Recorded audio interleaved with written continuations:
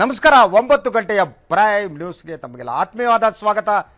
ನಾನು ಶಶಿಧರ್ ಭಟ್. ನನ್ನ ಜೊತೆಗಿದ್ದಾರೆ ರಾಜಕೀಯ ವಿಶ್ಲೇಷಕರಾದ KG ವಾಸುಕಿ ಮತ್ತು NS ಶಂಕರ್. ಮೊದಲನೇದಾಗಿ ನೋಡೋಣ ಹೆಡ್ಲೈನ್ಸ್. ವೈಯಕ್ತಿಕ ಕಾರಣದಿಂದ DK ರವಿ ಆತ್ಮಹತ್ಯೆ, 40 ಪುಟಗಳ ವರದಿಯಲ್ಲಿ ಬಯಲಾಯಿತು ಸ್ಫೋಟಕ ಸತ್ಯ. ಸುದ್ದಿ ಟಿವಿ ಬಳಿ ಇದೆ CBI ಸಲ್ಲಿಸಿದ ಎಕ್ಸ್ಕ್ಲೂಸಿವ್ ವರದಿ. ಭೂಮಿ ಬರಡು ಮಾಡ್ತಿದ್ದ ನೀಲಗಿರಿ ಬೆಳೆಸೋದಕ್ಕೆ ಸರ್ಕಾರದ ನಿಷೇಧ, ಪರಿಸರವಾದಿಗಳಿಂದ ಸ್ವಾಗತ, ಬಯಲುಸೀಮೆ ರೈತರಿಂದ ವಿರೋಧ. ಸಂಸತ್ತಿನ 8ನೇ ದಿನವೂ ನೋಟಿನದೇ ಗದ್ದಲ, ಪ್ರಧಾನಿ ಹೇಳಿಕೆಗೆ ಕ್ಷಮೆಯಾಚನೆಗೆ ವಿರೋಧ ಪಕ್ಷಗಳ ಪಟ್ಟು, ಇಂದಿನ ಕಲಾಪಕ್ಕೂ ಚಕ್ಕರ್ ಹೊಡೆದ್ರು ಮೋದಿ. ವಿಧಾನಸಭೆ ಸಭೆಯಲ್ಲಿ ಪ್ರತಿಧ್ವನಿಸಿದ ಮಹದಾಯಿ ವಿಚಾರ, ಪ್ರಧಾನಿ ಮಧ್ಯಪ್ರವೇಶಕ್ಕೆ ಕಾಂಗ್ರೆಸ್ JDS ಪ್ರಬಲ ಒತ್ತಾಯ, ಜಲ ಸಮಸ್ಯೆ ಬಗೆಹರಿಸೋದಕ್ಕೆ ಮನಸ್ಸು ಮಾಡದ ಬಿಜೆಪಿ.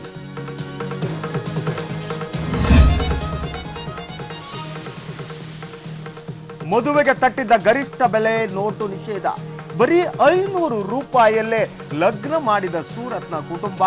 ವಿವಾಹಕ್ಕೆ ಬಂದ ಅತಿಥಿಗಳಿಗೆ ಚಹಾ ನೀರು ನೀಡಿ ಉಪಚಾರ.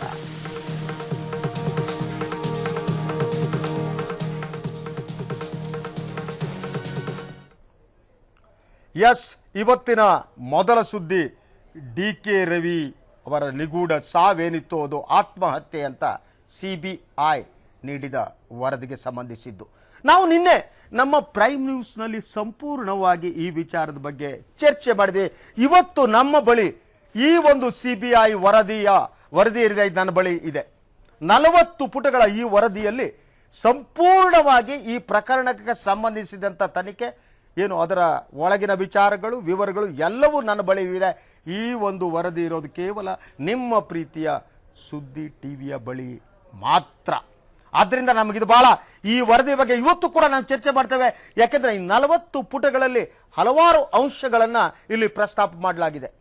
ಇದನ್ನು ನೋಡಿದಾಗ ಅನಿಸುತ್ತೆ, ನಾವು ಮಾಡಿದ್ವಲ್ಲ 1.5 ವರ್ಷದಲ್ಲಿ ಏನಾದ ತಕ್ಷಣ ಈ ಬಗ್ಗೆ ಎಷ್ಟು ಕಥೆಗಳು, ಊಹಾಪೋಹಗಳು, ಕಪೋಲ ಕಲ್ಪಿತ ಕಥೆಗಳನ್ನು ನಾವು ಹರಿದು ಬಿಟ್ಟಿದ್ವಿ. ಸೊ ಏನು ಈ ವರದಿ ಇದೆ, ಈ ವರದಿಯಲ್ಲಿ ಎಲ್ಲ ಸಾಕ್ಷ್ಯಾಧಾರಗಳನ್ನು ಪರಿಗಣಿಸಿ ನೋಡಿ ಒಂದು ಅಂತಿಮವಾಗಿ ವರದಿ ನೀಡಲಾಗಿದೆ. ಸೊ ಈ ವರದಿಯ ಬಗ್ಗೆ ನಾವು ಚರ್ಚೆ ಮಾಡ್ತೀವಿ. ನಮ್ಮ ಕ್ರೈಮ್ ರಿಪೋರ್ಟರ್ ಕೂಡ ನಮ್ಮ ಜೊತೆಗೆ ಇರ್ತಾರೆ ನೇರ ಸಂಪರ್ಕದಲ್ಲಿ, ಅವ್ರ ಜೊತೆ ಮಾತಾಡ್ತೀವಿ. ಈ ವರದಿ ಒಟ್ಟಾರೆ ಏನು ಹೇಳಿದೆ ಅನ್ನೋದನ್ನು ಕೂಡ ನಾವು ಇವತ್ತು ಎಳೆಯಾಗಿ ಬಿಡಿಸಿ ತಮ್ಮ ಮುಂದಿಡ್ತೀವಿ. ಹಾಗೆಯೇ ಈ ಶಂಕರ್ ಮತ್ತು ವಾಸುಕಿ ಕೂಡ ಈ ಬಗ್ಗೆ ತಮ್ಮ ಅಮೂಲ್ಯವಾದ ಅಭಿಪ್ರಾಯವನ್ನು ಕೊಡ್ತಾರೆ. DK ರವಿ ಆತ್ಮಹತ್ಯೆ ಪ್ರಕರಣಕ್ಕೆ ಸಂಬಂಧಿಸಿದಂತೆ CBI ಸಲ್ಲಿಸಿರುವ ಅಂತಿಮ ವರದಿ ಸುದ್ದಿ ಟಿವಿಗೆ ಲಭ್ಯ ಆಗಿದೆ. ಸಾಕಷ್ಟು ಕುತೂಹಲ ಮೂಡಿಸಿದ್ದ ಪ್ರಕರಣಕ್ಕೆ ಈಗ ಈ ವರದಿಯಿಂದ ಅಂತಿಮ ತೆರೆ ಬಿದ್ದಿದೆ. DK ರವಿ ವೈಯಕ್ತಿಕ ಕಾರಣದಿಂದ ಆತ್ಮಹತ್ಯೆಗೆ ಶರಣಾಗಿದ್ದಾರೆ ಅಂತ ರಿಪೋರ್ಟ್ ನೀಡಲಾಗಿದೆ. ಮುಖ್ಯವಾಗಿ ರವಿ ಆತ್ಮಹತ್ಯೆ ಮಾಡಿಕೊಳ್ಳೋದಕ್ಕೆ ಮಹಿಳಾ IAS ಅಧಿಕಾರಿಯೊಬ್ಬರ ಪ್ರತಿಕ್ರಿಯೆಯೇ ಕಾರಣ ಅಂತ ಹೇಳಲಾಗಿದೆ. 91 ಅಂಶಗಳನ್ನು ಆಧಾರವಾಗಿಟ್ಟುಕೊಂಡು CBI ಈ ಒಂದು ತೀರ್ಮಾನಕ್ಕೆ ಬಂದಿದೆ. ಇನ್ನು ರವಿ ದೊಡ್ಡ ರಿಯಲ್ ಎಸ್ಟೇಟ್ ಕಂಪನಿಗಳನ್ನು ಟಾರ್ಗೆಟ್ ಮಾಡಿದ್ದು, Shobha Developers, Puravankara, Brigade Enterprises, Nitesh Estate, Embassy ಗ್ರೂಪ್ಗಳನ್ನು ಟಾರ್ಗೆಟ್ ಮಾಡಿದ್ರು. ರಾಜೇಶ್ ಎಕ್ಸ್ಪೋರ್ಟ್ ಮೇಲೆ DK ರವಿ ದಾಳಿಯನ್ನು ಕೂಡ ಮಾಡಿದ್ರು. ಇನ್ನು DK ರವಿ ಕೋಲಾರದ DC ಆದ ಬಳಿಕ ವಿಪರೀತ ಕೆಲಸದಿಂದ ದೈಹಿಕವಾಗಿ ಕುಗ್ಗಿದ್ರು. ಈ ಹಿನ್ನೆಲೆಯಲ್ಲಿ ಪತ್ನಿ ಕುಸುಮ ಮಸಾಜ್ ಪಾರ್ಲರ್ಗೆ ಹೋಗಿ ಮಸಾಜ್ ಮಾಡಿಸಿಕೊಳ್ಳುವಂತೆ ರವಿಗೆ ಸಲಹೆ ನೀಡಿದರು. ಫೆಬ್ರವರಿ 2014ರಿಂದ ಹಲವು ಬಾರಿ ರವಿ ಮಸಾಜ್ ಪಾರ್ಲರ್ಗೆ ಹೋಗಿ ಬರ್ತಾ ಇದ್ರು. ಗೆಳೆಯ ಹರಿಕೃಷ್ಣ ಜೊತೆ ಹೋಗ್ತಾ ಇದ್ದ ರವಿ ತಾಜ್ ವಿವಾಂತ ಹೋಟೆಲ್ಗೆ ಹೋಗಿದ್ರು. ಪ್ರತಿ ಬಾರಿಯೂ ರವಿ ಮಸಾಜ್ಗೆ ಹೋಗ್ತಿದ್ದಂಥ ಸಂದರ್ಭದಲ್ಲಿ ಹರಿಕೃಷ್ಣ ಹೋಟೆಲ್ ಬುಕ್ ಮಾಡ್ತಿದ್ರು. ಇದೇ ವೇಳೆ ಮಸಾಜ್ ಪಾರ್ಲರ್ನಲ್ಲಿ ರವಿಗೆ ಯುವತಿಯೊಬ್ಬಳ ಮೇಲೆ ಸ್ನೇಹ ಬೆಳೆಯುತ್ತೆ, ಪರಿಚಯ ಆಗುತ್ತೆ. ರವಿ ಬರ್ತಾ ವಾಟ್ಸಪ್ನಲ್ಲಿ ಚಾಟಿಂಗ್ ಮಾಡೋ ಮಟ್ಟಕ್ಕೂ ಈ ಸ್ನೇಹ ಬೆಳೆಯುತ್ತೆ. ಫೇಸ್ಬುಕ್ನಲ್ಲೂ ಸಹ ಇವರು ಮೆಸೇಜ್ಗಳನ್ನು ರವಾನಿಸ್ತಾರೆ. ಪ್ರತಿ ಬಾರಿ ಮಸಾಜ್ಗೆ ಹೋದಾಗಲೂ ಅದೇ ಯುವತಿಯನ್ನು ರವಿ ಕರೆಸ್ಕೊಳ್ತಾ ಇದ್ರು. ಈ ಎಲ್ಲ ಸಂಗತಿಗಳನ್ನು ಗೆಳೆಯ ಹರಿಕೃಷ್ಣ ಸಿಬಿಐಗೆ ನೀಡಿದ ಹೇಳಿಕೆ ಮತ್ತು ಸಾಕ್ಷ್ಯಗಳಿಂದ ಬಹಿರಂಗ ಆಗಿದೆ.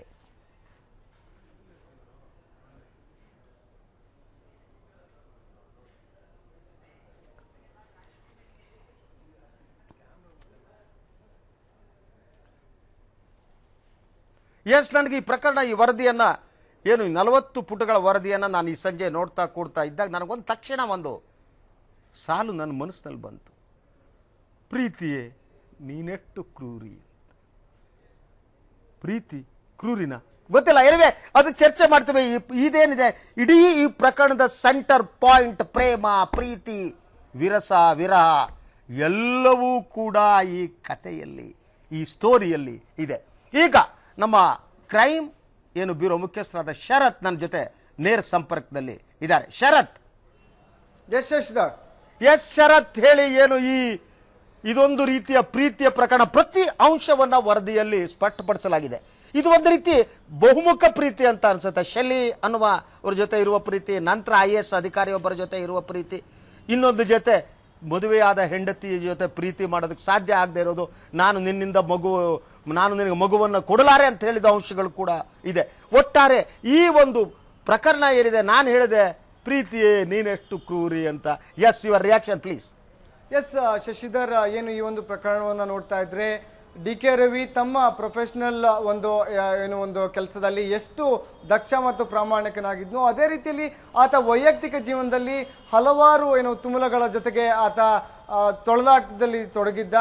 ಮತ್ತೆ ಆ ತೊಳಲಾಟದಿಂದ ಆಚೆ ಬರಲಾಗದೆ DK ರವಿ ಅಂತಿಮವಾಗಿ ಆತ್ಮಹತ್ಯೆಗೆ ಶರಣಾಗಿದ್ರು.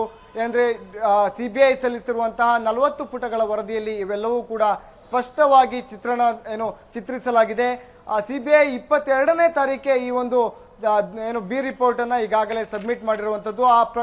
ಆ ಒಂದು ಬಿ ರಿಪೋರ್ಟ್ ಈಗ ಸುದ್ದಿ ಟಿವಿಯ ಬಳಿ ಎಕ್ಸ್ಕ್ಲೂಸಿವ್ ಆಗಿದೆ, ಅದನ್ನ ವೀಕ್ಷಕರು ಕೂಡ ನೋಡಬಹುದು. ಈ ಪ್ರಕರಣಕ್ಕೆ ಸಂಬಂಧಿಸಿದಂತೆ ತನಿಖೆಯನ್ನ ಮಾಡ್ತಾ ಇದ್ದಂತಹ CBI ಅಧಿಕಾರಿಗಳಿಗೆ ಹೆಚ್ಚಿನ ಮಾಹಿತಿಗಳು ಲಭ್ಯವಾಗ್ತಾ ಹೋಯಿತು. ಮೊದಲ ದಿನಗಳಲ್ಲಿ CID ಮಾಡಿದಂತಹ ಒಂದು ವರದಿ ಇತ್ತು, ಅದನ್ನ ಇಟ್ಕೊಂಡು ಅದನ್ನ ತಾಳೆಯನ್ನ ಹಾಕ್ತಾ ಹೋದಂತ CBI ಅಧಿಕಾರಿಗಳಿಗೆ ಮಹತ್ವದ ಸಾಕ್ಷಿಗಳು ಲಭ್ಯವಾಯಿತು. ಒಂದು ಅಂದ್ರೆ ಕೋಲಾರದಲ್ಲಿ ಒಂದು ಈ ವರದಿಯ 13ನೇ ಪುಟದ 32ನೇ ಪಾಯಿಂಟ್ ನಲ್ಲಿ ಒಂದು ಹೇಳ್ತಾರೆ, ಅದ್ರ ಬಗ್ಗೆ ತಾವು ವಿವರಿಸಬೇಕು ಅಂತ ಕೇಳ್ತೇನೆ. ನಿಮ್ಮ ವಿವರಣೆಗಾಗಿ ಕೆಲವು ಸಾಲುಗಳನ್ನ ಓದಿ ಹೇಳ್ತೇನೆ ನಾನು. Please. That DK Ravi was found to be in constant work pressure in Kolar and had tendency of getting physically exhausted after the day's work. His wife, Miss Kusuma, had advised him to visit in a spa for a body massage which would help him to relax. Yes, I'll come to that point. From the month of February 14ರಿಂದ ಇದೇನು ಪ್ರಾರಂಭ ಆಗುತ್ತೆ, ಹೋಗ್ತಾರೆ, ಆ ಕತೆ ಅದು ಹೇಳಿ, ಅದು ಆ ರಿಲೇಷನ್ ಡೆವಲಪ್ ಆದ ಬಗ್ಗೆ, ಅದು ಹೇಗೆ ಡೆವಲಪ್ ಆಗಿ ಒಂಥರ ರಿಲೇಷನ್ ಕಡ್ಕಳ ಆಗದಿರುವ ಸ್ಥಿತಿಗೆ ಹೋಗಿದ್ದು. ಎಸ್, ಅದ್ರ ಬಗ್ಗೆ ವಿವರಿಸಿ ಶಶಿಧರ್. ಎಲ್ಲರಿಗೂ ಗೊತ್ತಿರುವಂತೆ DK ರವಿ ತಮ್ಮ ಕೆಲಸದಲ್ಲಿ ತುಂಬಾ ಪ್ರಾಮಾಣಿಕ, ಅತಿ ಹೆಚ್ಚು ಸಮಯವನ್ನ ಆತ ಕೆಲಸದಲ್ಲಿ ತೊಡಗಿಕೊಳ್ತಿದ್ದ. ಸೊ ಹೀಗಿರುವಾಗ ಕೆಲಸದ ವರ್ಕ್ ಪ್ರೆಷರ್ ಇತ್ತು, ಅದರಿಂದ ದೈಹಿಕವಾಗಿ ಮತ್ತು ಮಾನಸಿಕವಾಗಿ ಕೂಡ ಆತ ಸ್ಟ್ರೆಸ್ ಅನ್ನ ಅನುಭವಿಸ್ತಾ ಇದ್ದ. ಅದಕ್ಕೋಸ್ಕರವಾಗಿ ಪತ್ನಿ ಕುಸುಮಾ ಅವರು ಮಸಾಜ್ ಪಾರ್ಲರ್ಗೆ ಹೋಗಿ ಮಸಾಜ್ ಮಾಡಿಸ್ಕೊಳ್ಳೋದ್ರಿಂದ ನಿಮಗೆ ಬಾಡಿಗೆ ರಿಲೀಫ್ ಸಿಗತ್ತೆ ಅನ್ನುವಂಥ ಒಂದು ಅಡ್ವೈಸ್ ಅನ್ನ ಕೊಟ್ಟಿದ್ರು. ಆ ಅಡ್ವೈಸ್ ನ ಮೇರೆಗೆ ಸ್ನೇಹಿತ ಹರಿಕೃಷ್ಣ ಅನ್ನೋ ಜೊತೆಗೆ ತಾಜ್ ವಿವಂತಗೆ DK ರವಿ ಅವರು ಹೋಗ್ತಾರೆ. ತಾಜ್ ವಿವಂತದಲ್ಲಿ ಹೋದಂತ ಸಂದರ್ಭದಲ್ಲಿ ಅಲ್ಲಿ ನಾಗಾಲ್ಯಾಂಡ್ ನ ಯುವತಿಯೊಬ್ಬರು ಪರಿಚಯವಾಗ್ತಾರೆ. ಆ ಮಸಾಜ್ ಪಾರ್ಲರ್ನಲ್ಲಿ ಅವರೇ ಯಾವಾಗಲೂ ಅಂದ್ರೆ ಮಸಾಜ್ ಮಾಡೋರಾಗಿರ್ತಾರೆ. ಸೊ DK ರವಿಗೆ ಅವರ ಜೊತೆ ಸ್ನೇಹವಾಗುತ್ತೆ. ಅದಾದ ನಂತರದಲ್ಲಿ CBIಗೆ ಸಿಕ್ಕಿರುವಂತಹ ಕೆಲವು ಟೆಕ್ಸ್ಟ್ ಮೆಸೇಜ್ಗಳಿರ್ಬೋದು, ವಾಟ್ಸ್ಆ್ಯಪ್ ಮೆಸೇಜ್ಗಳಿರ್ಬೋದು, ಅಥವಾ ಅವರಿಬ್ಬರ CDR ಕೂಡ ಹೇಳುವಂತೆ ಅವರಿಬ್ಬರು ನಿಕಟ ಸಂಪರ್ಕದಲ್ಲಿದ್ದರು. ಹಾಗಿದ್ದಾಗ ಏನಂದ್ರೆ ಪ್ರತಿ ಬಾರಿ ಹೋಗುವಾಗಲೂ ತಾನೊಬ್ಬ IAS ಅಧಿಕಾರಿ ಆಗಿರೋದ್ರಿಂದ ಎಲ್ಲೋ ಒಂದು ಭಯ ಕಾಡ್ತಾ ಇರುತ್ತೆ. ತನ್ನ ಹೆಸರಿನಲ್ಲಿ ಬುಕ್ ಮಾಡಿದ್ರೆ ಇನ್ನೇನು ಅನ್ಕೋತಾರೋ, ಇನ್ನೆಲ್ಲಾದ್ರೂ ಆಚೆ ಬಂದ್ಬಿಡುತ್ತೋ ಅನ್ನೋ ಭಯ ಕಾಡ್ತಾ ಇರುತ್ತೆ. ಸಮಾಜದಲ್ಲಿ ಪ್ರತಿಷ್ಠಿತ ಸ್ಥಾನದಲ್ಲಿ ಕೂತಿರುವಂತವರು ಹರಿಕೃಷ್ಣನ ಒಂದು ಹೆಸರಿನಲ್ಲಿ ಇದನ್ನ ಬುಕ್ ಮಾಡ್ತಾ ಇದ್ರು. ಎಸ್ ಶಶಿಧರ್, ನೀವು ಲೈನ್ ನಲ್ಲೇ ಇರಿ, ನಾನು ನಮ್ಮಿಬ್ಬರ ರಾಜಕೀಯ ವಿಶ್ಲೇಷಕರ ಅಭಿಪ್ರಾಯ ಪಡೆದು ಮತ್ತೆ ನಿಮ್ಮ ಹತ್ರ ಬರ್ತೀನಿ. Don't go anywhere. ಎಸ್ ಹೇಳಿ, ಇದೊಂದು ಇಡೀ ಪ್ರಕರಣ ಸಂಬಂಧಪಟ್ಟ ಹಾಗೆ ಒಂದು ಮಸಾಜ್ ಪಾರ್ಲರಿಗೆ ಹೋಗುತ್ತಾರೆ. ಅದರ ನಂತರ ಇಲ್ಲಿ ಡಾಕ್ಯುಮೆಂಟ್ಸ್ ಕೂಡ ಇದೆ, ಅದ್ರ ಬಗ್ಗೆ ನಾವು ಕೂಡ ಚರ್ಚೆ ಮಾಡಬಹುದು. ನಾನು ಅದಕ್ಕೆ ಹೇಳಿದೆ, ಪ್ರೀತಿ ಮಾಯೆಯೋ, ಪ್ರೀತಿ ಕ್ರೂರಿಯೋ, ಪ್ರೀತಿ ಏನೋ ಗೊತ್ತಿಲ್ಲ, ಬಟ್ ಅವನು ಹಾನೆಸ್ಟ್ ಅಧಿಕಾರಿ ಆಗಲಿ ಇನ್ನೊಂದಾಗಲಿ ಪ್ರೀತಿ ಬಲಕ್ಕೆ ಬಿದ್ದಾದ್ರೆ ಹಿಂಗೆ ಆಗುತ್ತೆ. ಅಲ್ಲ ಶಶಿ, 40 ಪುಟದಲ್ಲಿ ನಾವು ನೋಡಿದಾಗ ಬಹಳ CBI ಸಿಸ್ಟಮ್ಯಾಟಿಕ್ ಆಗಿ ಇದನ್ನು ಮಾಡಿದ್ದಾರೆ. ಒಂದು ಫೊರೆನ್ಸಿಕ್ ಎವಿಡೆನ್ಸಸ್ ತೊಗೊಂಡಿದ್ದಾರೆ, ನಾವು ಮೊನ್ನೆ ಮಾತಾಡಿದಾಗ. ಆಮೇಲೆ ಏನಿದೆ ಸ್ಪಾಟ್ ಎವಿಡೆನ್ಸ್ನು ತೊಗೊಂಡಿದ್ದಾರೆ. ನೀವು ಅಬ್ಸರ್ವ್ ಮಾಡ್ಬೋದು ಅದರಲ್ಲಿ. ನಮ್ಮ ಇವರು ಹೇಳಿದಾಗೆ ಅದರಲ್ಲಿ ಎಲ್ಲಿ ಹೋಗ್ತಾರೆ, ಎಷ್ಟು ಬೆಡ್ರೂಮ್ ಇದೆ, ಅದ್ರ ಅಳತೆ ಏನು, ಆ ಬೆಡ್ರೂಮಿನ ಅಳತೆ ಏನು, ಯಾವ ಆಂಗಲ್. ಅಲ್ಲ ಶಶಿ, ಇಲ್ಲೊಂದು ನಿಮಿಷ ಹೇಳ್ತೇನೆ. ಈಗ ಇದರಲ್ಲಿ ಸಜೆಷನ್ ಏನು ಮಾಡಿದ್ರು ಅಂತ ಹೇಳಿದ್ರೆ, ಈಗ ನೋಡಿ ನೀವು ಪ್ರೇಮ, ಪ್ರೀತಿ, ಕ್ರೂರ, ನಾನು ಪೊಯಟ್ ಅಲ್ಲ, ನೀವು ಅದನ್ನ ಬಹಳ ಇದಾಗಿ ಡಿಸ್ಕ್ರೈಬ್ ಮಾಡ್ತಾ ಇದ್ದೀವಿ. ಆದ್ರೆ ಶಂಕರ್ ಸ್ವಲ್ಪ ಅಲ್ಲ ಅಲ್ಲ ಅಲ್ಲ ಲಿಸನ್, ಆದ್ರೆ ಇದು ಸ್ಟೋರಿ ನೋಡಿದ್ರೆ ಪ್ರೇಮ, ಪ್ರೀತಿ, ವಿರಹ, ಡಿಸಪಾಯಿಂಟ್ಮೆಂಟ್ ಎಲ್ಲ ತುಂಬಿದೆ ಇದರಲ್ಲಿ.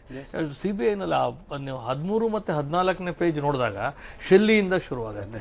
ಶೆಲ್ಲಿ ಯಾವಾಗ ಹಣಕ್ಕೆ ಡಿಮಾಂಡ್ ಮಾಡ್ತಾರೋ, ಅವ್ರ ಹೆಸರು ಹೇಳೋದು ನನ್ಗೆ ಗೊತ್ತಿಲ್ಲ. ಸೊ ಹಣ ಯಾವಾಗ ಡಿಮಾಂಡ್ ಮಾಡಕ್ ಶುರು ಮಾಡ್ತಾರೋ ಇವರು ಅವರಿಂದ ದೂರ ಹೋಗ್ತಾರೆ. ಬಟ್ ಒಂದ್ಸರಿ ಮೀಟ್ ಮಾಡ್ತಾರೆ, ಅವಳೇ ದೂರ ದುಬೈಗೆಲ್ಲ ಹೋಗ್ತಾರೆ. ಆಮೇಲೆ ಅವ್ರನ್ನ ತಗೊಂಡು ಇವರಿಂದ ಹಣ ಸಿಗಲ್ಲ ಅಂದ ತಕ್ಷಣ ಅಲ್ಲ 1-2 ಸರಿ ಅವ್ರನ್ನ ಇದಕ್ಕೆ ಕರ್ಕೊಂಡು ಹೋಗ್ತಾರೆ. ಅವರು ಯಾವ್ದೋ ರಿಸಾರ್ಟ್ ಕರ್ಕೊಂಡು ಹೋಗ್ತಾರೆ. ಅದರಲ್ಲಿ ಎವಿಡೆನ್ಸ್ ಬಹಳ ಕ್ಲಿಯರ್ ಆಗಿದೆ, ಅದನ್ನ ಹೇಳ್ತಾರೆ. ಅಂದ್ರೆ ಈ ವಿಷಯದಲ್ಲಿ 2-3 ಸಂಗತಿಗಳು ಅಂದ್ರೆ ಏನ್ ನಮಗ್ ಕಾಣಿಸುತ್ತೆ ಅಂದ್ರೆ it's so personal. It's so personal. Shankar ಬಂದು ನಮಗೆ ಅವರು ಹಾನೆಸ್ಟ್ ಅಧಿಕಾರಿ, ಆ ವಿಚಾರದ ಗೌರವ ಬೇರೆ, ಅದ್ಭುತವಾದ ಅಧಿಕಾರಿ.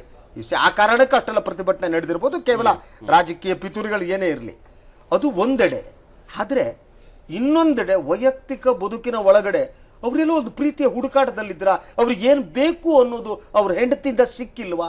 ಆ ಕಾರಣಕ್ಕೆ ಈ ಹುಡುಕಾಟ ಈ ಸ್ಥಿತಿ ಕಾರಣ ಆಯ್ತಾ? ಏನು ಅನ್ಸುತ್ತೆ ನನಗೆ? ಇದು ಬರೀ ಪ್ರೀತಿನೋ ಮತ್ತೊಂದು, ಇದು ಅದಕ್ಕಿಂತ ಹೆಚ್ಚಾಗಿ ಅವರು ತಮ್ಮ ಬದುಕು ತಮ್ಮ ಕೈ ತಪ್ಪಿ ಹತೋಟಿ ಮೀರಿ, ನಿಯಂತ್ರಣ ಮೀರಿ ಹೋಗೋದಕ್ಕೆ ಅವರೇ ಅವಕಾಶ ಕೊಟ್ಟರೇನೋ ಅನ್ನೋ ಅನುಮಾನ ಬರ್ತೀವಿ ನನಗೆ ನೋಡಿದ್ರೆ. ಕರೆಕ್ಟ್. ಈ ವಾಂಟನ್ಲಿ ಕಾಂಪ್ಲಿಕೇಟೆಡ್ ಇಸ್ ಲೈಫ್. ಅವರು ಈಗ IAS ಅಧಿಕಾರಿ ಜೊತೆ ಪ್ರೇಮ ಸಂಬಂಧ ಅಂತ ಹೇಳ್ತಾರೆ.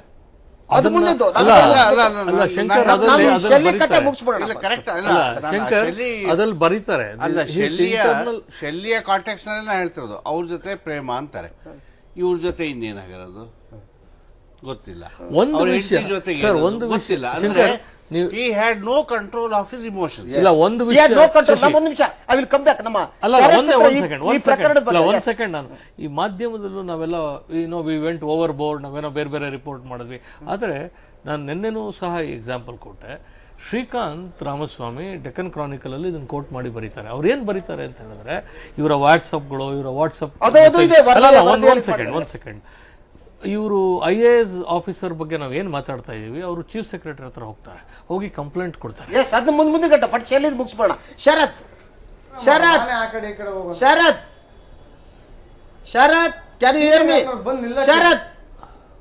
ಶರತ್ ಕೇಳ್ತಿದ್ಯಾ? ನೀವು ಸ್ವಲ್ಪ ಎಕ್ಸೈಟ್ ಆದಂಗೆ ಕಾಣ್ತಾ ಇರುವೆ. ಈ ಶೆಲ್ಲಿ ಪ್ರಕರಣ ಏನಿದೆ, ಶೆಲ್ಲಿಯ ಮತ್ತು ಇವರ ಸಂಬಂಧ, ಇಡೀ ಆ ಸಂಬಂಧ ಅದೊಂದು ತಾತ್ಕಾಲಿಕವಾಗಿದ್ದು ಅನ್ಸುತ್ತೆ. ಈ ರಿಪೋರ್ಟ್ ಪ್ರಕಾರ ಅವರು ಬೇರೆ ಕಡೆ ಅವ್ರನ್ನ ಕರ್ಕೊಂಡು ಹೋಗ್ತಾರೆ, ಅವರು ಅಲ್ಲಿ ಹೊರಗಡೆ ಹೋಗಿ ಬಂದಿರ್ತಾರೆ, ನಂತರ ಅವ್ರು ಹಣ ಕೇಳೋದಕ್ಕೆ ಪ್ರಾರಂಭ ಮಾಡ್ತಾರೆ ಗೊತ್ತಿಲ್ಲ. ಬಟ್ ಇವ್ರು ಹಣ ಟ್ರಾನ್ಸ್ಫರ್ ಮಾಡ್ತಾರೆ ಲೇಟ್. ಕೊನೆಗೆ 50,000 ರೂಪಾಯಿ ಕೇಳ್ತಾಳೆ. 50,000 ರೂಪಾಯಿ ಇಲ್ಲ ಅಂತ ಹೇಳ್ತಾರೆ. ಅದು ಒಂದು ಬಹಳ ಪ್ರಮುಖವಾದ್ದು. ಒಟ್ಟು ಹಿರಿಯ ಅಧಿಕಾರಿ ದುಡ್ಡಿಲ್ಲ ಅವ್ರ ಹತ್ರ. ಆದ್ರೆ ಆ ಸಂಬಂಧ ಬೆಳೆದು ಹೋಗಿದೆ. ದುಡ್ಡಿಲ್ಲ ಅಥವಾ ಕೊಡಕ್ಕೆ ಇಷ್ಟ ಇಲ್ಲ, ಅದು ಇಷ್ಟ ಇಲ್ಲ ಅಂತ ಅನ್ಸಲ್ಲ. ಇದು ಈ ಶೆಲ್ಲಿ ಪ್ರಕರಣದ ಬಗ್ಗೆ ನೀವು ಯಾವ ರೀತಿ ಬೆಳಕು ಚೆಲ್ತೀರಿ?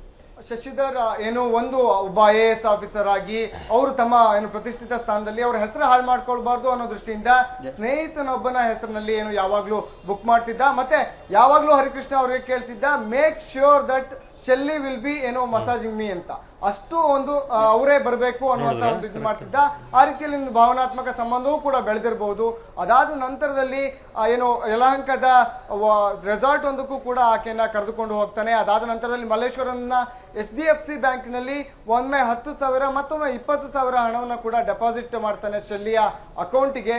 ಅದಾದ ನಂತರದಲ್ಲಿ 50,000 ಒಮ್ಮೆ ಕೇಳಿದಾಗ 3 ದಿನಗಳ ಕಾಲ ಅಡ್ಜಸ್ಟ್ ಮಾಡೋದಕ್ಕೆ ಅಂತ ಟ್ರೈ ಮಾಡ್ತಾರೆ. ಬಟ್ ಅದಾದ ನಂತರದಲ್ಲಿ ಅರೇಂಜ್ ಮಾಡೋದಕ್ಕೆ ಸಾಧ್ಯ ಆಗ್ಲಿಲ್ಲ ಅನ್ನುವಂತಹ ಒಂದು ಟೆಕ್ಸ್ಟ್ ಮೆಸೇಜ್ ಅನ್ನ ಏನು ಶೆಲ್ಲಿಗೆ ಕಳಿಸಿರ್ತಾರೆ. ಆ ಟೆಕ್ಸ್ಟ್ ಮೆಸೇಜ್ ಕೂಡ CBIಗೆ ಲಭ್ಯವಾಗಿದೆ. ಆದರೆ ಅದಾದ ನಂತರದಲ್ಲಿ ಯಾವುದೇ ರೀತಿಯಾದಂಥ ಕಾನ್ವರ್ಸೇಷನ್ಗಳು ಏನು CBIಗೆ ಲಭ್ಯವಾಗಿಲ್ಲ. ಏನು ಮುಖತಃ ಭೇಟಿ ಇದ್ರೆ ಗೊತ್ತಿರ್ಬೋದೇನೋ, ಅದು ಏನು CBIಗೆ ಗೊತ್ತಿಲ್ಲದಿರುವ ವಿಷಯ. ಆದರೆ ಫೋನ್ ಮುಖಾಂತರವಾಗಿ ಅಥವಾ ಇನ್ಯಾವುದೇ ರೀತಿಯಾದಂತಹ ಒಂದು ಎಲೆಕ್ಟ್ರಾನಿಕ್ ಡಿವೈಸ್ ಮುಖಾಂತರವಾಗಿ ಅವರಿಬ್ಬರ ಮಧ್ಯ ಸಂಪರ್ಕ ಕಡಿತಗೊಂಡಿತ್ತು. ಅದಾದ ನಂತರ ಆಕೆ ಬೇರೆನ್ಗೆ ಹೋಗ್ತಾಳೆ. ಸೊ ಹೀಗಿರುವಾಗ ಆತನ ವರ್ಕ್ ಪ್ರೆಷರ್ ಇರ್ಬೋದು ಅಥವಾ ಆತನ ಬೇರೆ ಮನಸ್ಸಿನ ತೊಳಲಾಟಗಳಿರ್ಬೋದು, ಅದು ಈ ಒಂದು ಏನು ಮತ್ತೊಂದು ಪ್ರೇಮನೋ ಅಥವಾ ಸ್ನೇಹನೋ ಅಥವಾ ಇನ್ಯಾವುದೋ ಒಂದು ಇನ್ಫ್ಯಾಚುಯೇಷನ್ ಇರ್ಬೋದು, ಅದಕ್ಕೆ ಒಂದು ಏನೋ ಆತ ರೆಸಾರ್ಟ್ ಆದ ಅನ್ನುವಂಥದ್ದಕ್ಕೂ ಕೂಡ CBIನಲ್ಲಿ ಮಾಹಿತಿ ಇದೆ. ಆ್ಯಂಡ್ CBI ವರದಿಯಲ್ಲಿ ಒಂದು ಲೈನಲ್ಲೂ ಕೂಡ ಹೇಳುತ್ತೆ, ಇನ್ಫ್ಯಾಚುಯೇಷನ್ ಮತ್ತು ಸೆಕ್ಸ್ಗೋಸ್ಕರವಾಗಿಯೇ ಆತ ಅಲ್ಲಿಗೆ ಹೋಗ್ತಿದ್ದ ಅನ್ನುವಂತಹ ಮಾತನ್ನು ಕೂಡ ವರದಿಯಲ್ಲೇನೆ ಮೆನ್ಷನ್ ಮಾಡಿ ಹೇಳಿರುವಂಥದ್ದು. ಶಶಿಧರ್, ಮತ್ತೆ ಬರ್ತೀನಿ ಶರತ್. ಇವ್ರ ಹತ್ರ ಇವರ ಅಭಿಪ್ರಾಯ ಪಡೆದು ನಿಮ್ಮ ಹತ್ರ ಮತ್ತೆ ಬರ್ತೀನಿ. ಅಲ್ಲಿ ಇವರಿಗೆ ಕಾಯ್ತಾ ಇರಿ. B com. ಎಸ್ ಎಸ್ ಶರತ್ಗೆ ಯಾಕೆ ಗೊತ್ತಾ, ಶರತ್ ಏನಾಗಿದೆ, He is a nice gentleman. ಅಲ್ಲ Very good. ಅವ್ರಿಗೆ Come to that. ಅವ್ರಿಗೆ 40 He's excited. ಸಿಕ್ಬಿಟ್ಟಿದೆ, Yes. ಸುದ್ದಿ ಟಿವಿ ಹತ್ರ ಇದೆ. Yes. Obviously come to the point. So ಒಂದು ಇಡೀ ಈ ಪ್ರಕರಣ ಬಹಳ ಸೆಕ್ಸ್ ಮತ್ತು ಇನ್ಫ್ಯಾಷಿಯೇಷನ್ ಇಂದ ಸೊ ಈ ಸ್ಥಿತಿ ಬಂದಿದೆ ಅಂತ. ಸೊ ಆ ರೀತಿ ಸೆಕ್ಸುವಲ್ ಪ್ರೆಷರು ರವಿಗಿತ್ತ? ಇಲ್ಲ, ನನಗೆ ಕೆಲವು ವಿಷಯ, ಒಂದೆರಡು ವಿಷಯ ನಾನು ಮಾತಾಡ್ತೀನಿ. ಸುಮಾರು ಜನ ನನಗೆ ಗೊತ್ತಿರುವಂಥ ಸೀನಿಯರ್ IAS ಆಫೀಸರ್ಸ್ ಅಥವಾ ಇನ್ಕಮ್ ಟ್ಯಾಕ್ಸ್ ಆಫೀಸರ್ಸ್ ಈ ಥರ ಬೇರೆ ಬೇರೆ ಹೆಸರಲ್ಲಿ ಬೇರೆ ಕಡೆ ಹೋಗೋದುಂಟು. ಅವ್ರು ಬೇರೆ ಬೇರೆ ಮಾಡ್ಕೊಂಡಿರ್ತಾರೆ. ಬೇರೆ ಬೇರೆ ಈಗ ಹರಿಕೃಷ್ಣನ ಹೆಸರು ಹೇಳಿ ಬುಕ್ ಮಾಡೋದು, ಬೇರೆ ಜಾಗಕ್ಕೆ ಹೋಗೋದು, ಬೇರೆ ಬೇರೆ ಮಾಡ್ಕೊಂಡಿರ್ತಾರೆ. ನಾನು ಅಲ್ಲ, ನೀವೇನಾದ್ರು ಈಗ ನಿಮ್ಮ ಸ್ವಾಮಿ, ನಿಮ್ಮ ವಿರಹ, ನಿಮ್ಮ ಇದೆಲ್ಲ ಇದ್ರಲ್ಲಿ ಅಡಕವಾಗಿದೆ. ಅದ್ರ ಮುಂದುವರೆದ ಅಲ್ಲ ಇದ್ರಲ್ಲಿ ಮುಂದುವರೆದ ಭಾಗ ಏನು ಅಂತ ಹೇಳಿದ್ರೆ, it's very clear in this report. CBI has mentioned sex and infatuation. Okay. That is the main thing. ಅಂದ್ರೆ he mentioned ಸೆಕ್ಸ್ ನಲ್ಲಿ ಅದರಲ್ಲಿ ಪೇಜ್ 14 ಅದನ್ನೇ ನಾನು ಹೇಳ್ತಾ ಇರೋದು. ನಾನು ನಿಮ್ಮ ಹತ್ರ ಬರ್ತೀನಿ. ಸೆಕ್ಸ್ ನಲ್ಲಿ ಅವ್ರಿಗೇನೋ ಹುಡುಕಾಟ ನಡೀತಾ ಇತ್ತು ಅಂತ, ಸೆಕ್ಸ್ ಏನೋ ಬೇಕು ಅನಿಸ್ತಾ ಇತ್ತು ಅಂತ, ಯಾರೋ ಒಬ್ರು ಪ್ರೀತಿಸೋರು ಬೇಕು ಅನಿಸ್ತಾ ಇತ್ತು. Because of is problem, family problem ಇರ್ಬೋದು, ಹೆಂಡತಿಯ ಜೊತೆಗಿನ ಸಂಬಂಧ ಇರ್ಬೋದು, ಅದು ಅದರ ವಿಚಾರ ಕೂಡ ಬರುತ್ತೆ. ಅವರು ಹೆಂಡತಿಯ ಜೊತೆ ಏನೇನು ಮಾತಾಡಿದ್ರು ಅನ್ನೋದು ಕೂಡ ಬರುತ್ತೆ. ಸೊ ಆದ್ರಿಂದ ಇವರು ಈ ರೀತಿ ಒಂದು ಗೊಂದಲದಿಂದ ಈ ರೀತಿಯ ಒಂದು ಸಿಚುವೇಶನ್ಗೆ ಸಿಕ್ಕಾಕೊಂಡ್ರೆ ಶಂಕರ್, ಅದೇ ಒಂದು ಅವರ ಫ್ಯಾಮಿಲಿಯಲ್ ಪ್ರಾಬ್ಲಮ್ಸ್ ಕೂಡ ಇದ್ದಿರಬಹುದು, ಮತ್ತೊಂದು ವರ್ಕ್ ಪ್ರೆಷರ್. ಒಂದು ಅವ್ರ ಕೆಲಸನ ಮೈ ಮೇಲೆ ಹೇಳ್ಕೊಂಡು ಮಾಡೋ ಸ್ವಭಾವ ಅನ್ನೋದು ಎಲ್ರಿಗೂ. ಅಲ್ಲ, ವರ್ಕ್ ಪ್ರೆಷರ್ ಬೇರೆ, ಇದು ಬೇರೆ ಅಲ್ಲ. ಅಲ್ಲ, what I am saying, work pressure ಅಲ್ಲಿ ನಿಮಗೆ ಸ್ಟ್ರೆಸ್ ಬೇಕಾಗುತ್ತೆ. ಆ stress, you mean to say this yes, ಆ ಸ್ಟ್ರೆಸ್ಗೆ ಒಂದು ಔಟ್ಲೆಟ್. ಅದಕ್ಕೋಸ್ಕರ ಅವ್ರು ಮಸಾಜ್ ಪಾರ್ಲರ್ಗೆ ಹೋಗ್ತಾರೆ. ಅಂಡ್ ಈ ಫೈಟ್ಸ್ ಎನ್ ಅಡಿಷನಲ್ ಔಟ್ಲೆಟ್. ಅಲ್ಲಿ ಶಂಕರ್ ಚೆನ್ನಾಗಿ ಹೇಳ್ತಾ ಇದ್ದಾರೆ. ಡೈರೆಕ್ಟ್ ಆಗಿ ಮಸಾಜ್ ಮಾಡೋದ್ರಿಂದ ಬಾಡಿಯ ರಿಲ್ಯಾಕ್ಸೇಷನ್, ಇನ್ನೊಂದು ಆ ಸಂಬಂಧದ ಮೂಲಕ ಅವ್ರಿಗೆ ಇನ್ನೊಂದು ಔಟ್ಲೆಟ್, ಸೆಕ್ಸ್ ಇಂದ ಇನ್ನೊಂದು ಔಟ್ಲೆಟ್ ತಗೊಳ್ತಾರೆ ಅವರು. ಬಟ್ ಅವರು ಒಂದ್ ಕಡೆ ಸೆಕ್ಸುವಲ್ ಬಹಳ ಏನು ಒಂದು ಟೆಂಪರರಿ ಆದ ಸಂಬಂಧದಲ್ಲಿ ಅವ್ರು ತೊಡಗೋಕ್ಕೂ ರೆಡಿ ಇದ್ದಾರೆ. ಇನ್ನೊಂದು ಕಡೆಗೆ ಅವ್ರನ್ನ ನಾನು ಗಾಢವಾಗಿ ಪ್ರೀತಿಸ್ತೀನಿ ಅಂತ ಆಫೀಸರ್ ಹಿಂದೆ ಹೋಗೋದ್ರಲ್ಲಿ ಇದ್ದಾರೆ. ಒಟ್ಟಾರೆಯಾಗಿ ಒಂದು ಗೊಂದಲಮಯವಾದ ಜೀವನವನ್ನ ಅವ್ರು ನಡೆಸ್ತಾ ಹಾಗೆ ಕಾಣಿಸುತ್ತೆ. ದುರಂತದ ಬೀಜ ಇರೋದು ಆ ಗೊಂದಲದಲ್ಲಿ. ವೀಕ್ಷಕರೇ, ಇಲ್ಲೊಂದು ಪ್ಯಾರಾದಲ್ಲಿ, ಇದು 33ನೇ ಪ್ಯಾರಾದಲ್ಲಿ ಈ ರಿಪೋರ್ಟ್ ನಲ್ಲಿ ಹೇಳಲಾಗಿದೆ. ಇದು ನಾವು ನಿಮ್ಗೆ ತೋರಿಸ್ತಾನೆ ಇದೀವಿ. ನಮ್ಮ ಹತ್ರ ರಿಪೋರ್ಟ್ ಕಾಪಿ ಇದೆ. ಸುದ್ದಿ ಟಿವಿ ಮಾತ್ರ ಈ ವರದಿಯ ಕಾಪಿಯನ್ನು ಇಟ್ಕೊಂಡು ನಿಮ್ ಜೊತೆ ಮಾತನಾಡ್ತಾರೆ, ಸುಮ್ಮನೆ ಭಾಷಣ ಹೊಡಿತಾ ಇಲ್ಲ. ಸೊ ಈ ಪ್ಯಾರಾದಲ್ಲಿ ಹೇಳ್ತಾರೆ ನೋಡಿ, ಅವರು ನನಗನ್ಸುವಾಗಿ ಅವ್ರ ಉತ್ತರ ಈ ನಮ್ಮಲ್ಲಿ ಗಾಣಕ್ಕೆ ಕೈ ಕೊಡುದು ಅಂತಾರೆ. ಶೆಲ್ಲಿ ಜೊತೆಗೆ ಆ ರೀತಿ ಗಾಣಕ್ಕೆ ಕೈ ಕೊಡು ಸಿಕ್ಕಾಕೊಂಡಿದ್ರು ಅನ್ನುವ ಅನುಮಾನ ಕೂಡ ನನಗೆ ಯಾಕೆ ಬರುತ್ತೆ ಅಂತಂದ್ರೆ, ಈ ಪ್ಯಾರಾದಲ್ಲಿ ಹೇಳ್ತಾರೆ, DK Ravi had got deposited money in the account of Shelly in HDFC Bank, Malleshwaram. An amount of rupees 10,000 paid on 9/8/2014 and rupees 20,000 on 23/9/2014. After 16th November 2014, which was the last date, Shelly had given a message to DK Ravi. She contacted him on 17/11/2014 and again 18/11/2014, 21st November 2014 and 22nd November 2014 on the mobile and through SMS from mobile number 9538129190 asking for the amount of ₹50,000. She persisted for 3 days, but DK Ravi only responded by saying that he was trying to arrange but was not successful. ಅಂದ್ರೆ ಒಂದು ಇಲ್ಲಿರುವ ಈ ಸಂಬಂಧ ಏನಿದೆ ವೀಕ್ಷಕರೇ, ನಾವು ಯಾರ ಹತ್ರ ಮಸಾಜ್ ಮಾಡಿಸ್ಕೊಳಕ್ ಹೋದ್ರೆ, ನಾನು ಹೋಗಿಲ್ಲ, ನೀವು ಹೋಗಿದ್ರೆ ಮಸಾಜ್ ಮಾಡಿಸ್ಕೊ ಇಲ್ಲ ಇಲ್ಲ ನೀವು ಎಲ್ಲಿಗೆ ಮಸಾಜ್ ಇಲ್ಲ. ಇಲ್ಲ ಅದ್ರಿಂದ ನಾನು ನಮ್ಮ IAS ಮಸಾಜ್ ಆಫೀಸರ್ ಅಲ್ಲ, ಏನ್ ಸ್ವಾಮಿ ಅಲ್ಲಲ್ಲ, ಮಸಾಜ್ ಸೆಂಟರ್ಗಳು ನಮ್ಗೆ ಗೊತ್ತಿಲ್ಲ. ಬಟ್ ಮಸಾಜ್ಗೆ ಹೋದ್ರೆ ಯಾರು ಮಸಾಜ್ ಮಾಡಿಸ್ಕೊ ಬರ್ತಾರೆ, ದುಡ್ಡು ಕೊಡ್ತಾರೆ, ಬಂದ್ಬಿಡ್ತಾರೆ. ನೀವು ಫೋನ್ ಮಾಡೋದು ಈ ರೀತಿ ಮೆಸೇಜ್ಗಳು ಬರುತ್ತೆ ಅಂದರೆ ಇದಕ್ಕೂ ಮೀರಿದ ಸಂಬಂಧ ಇದಾಗಿತ್ತು.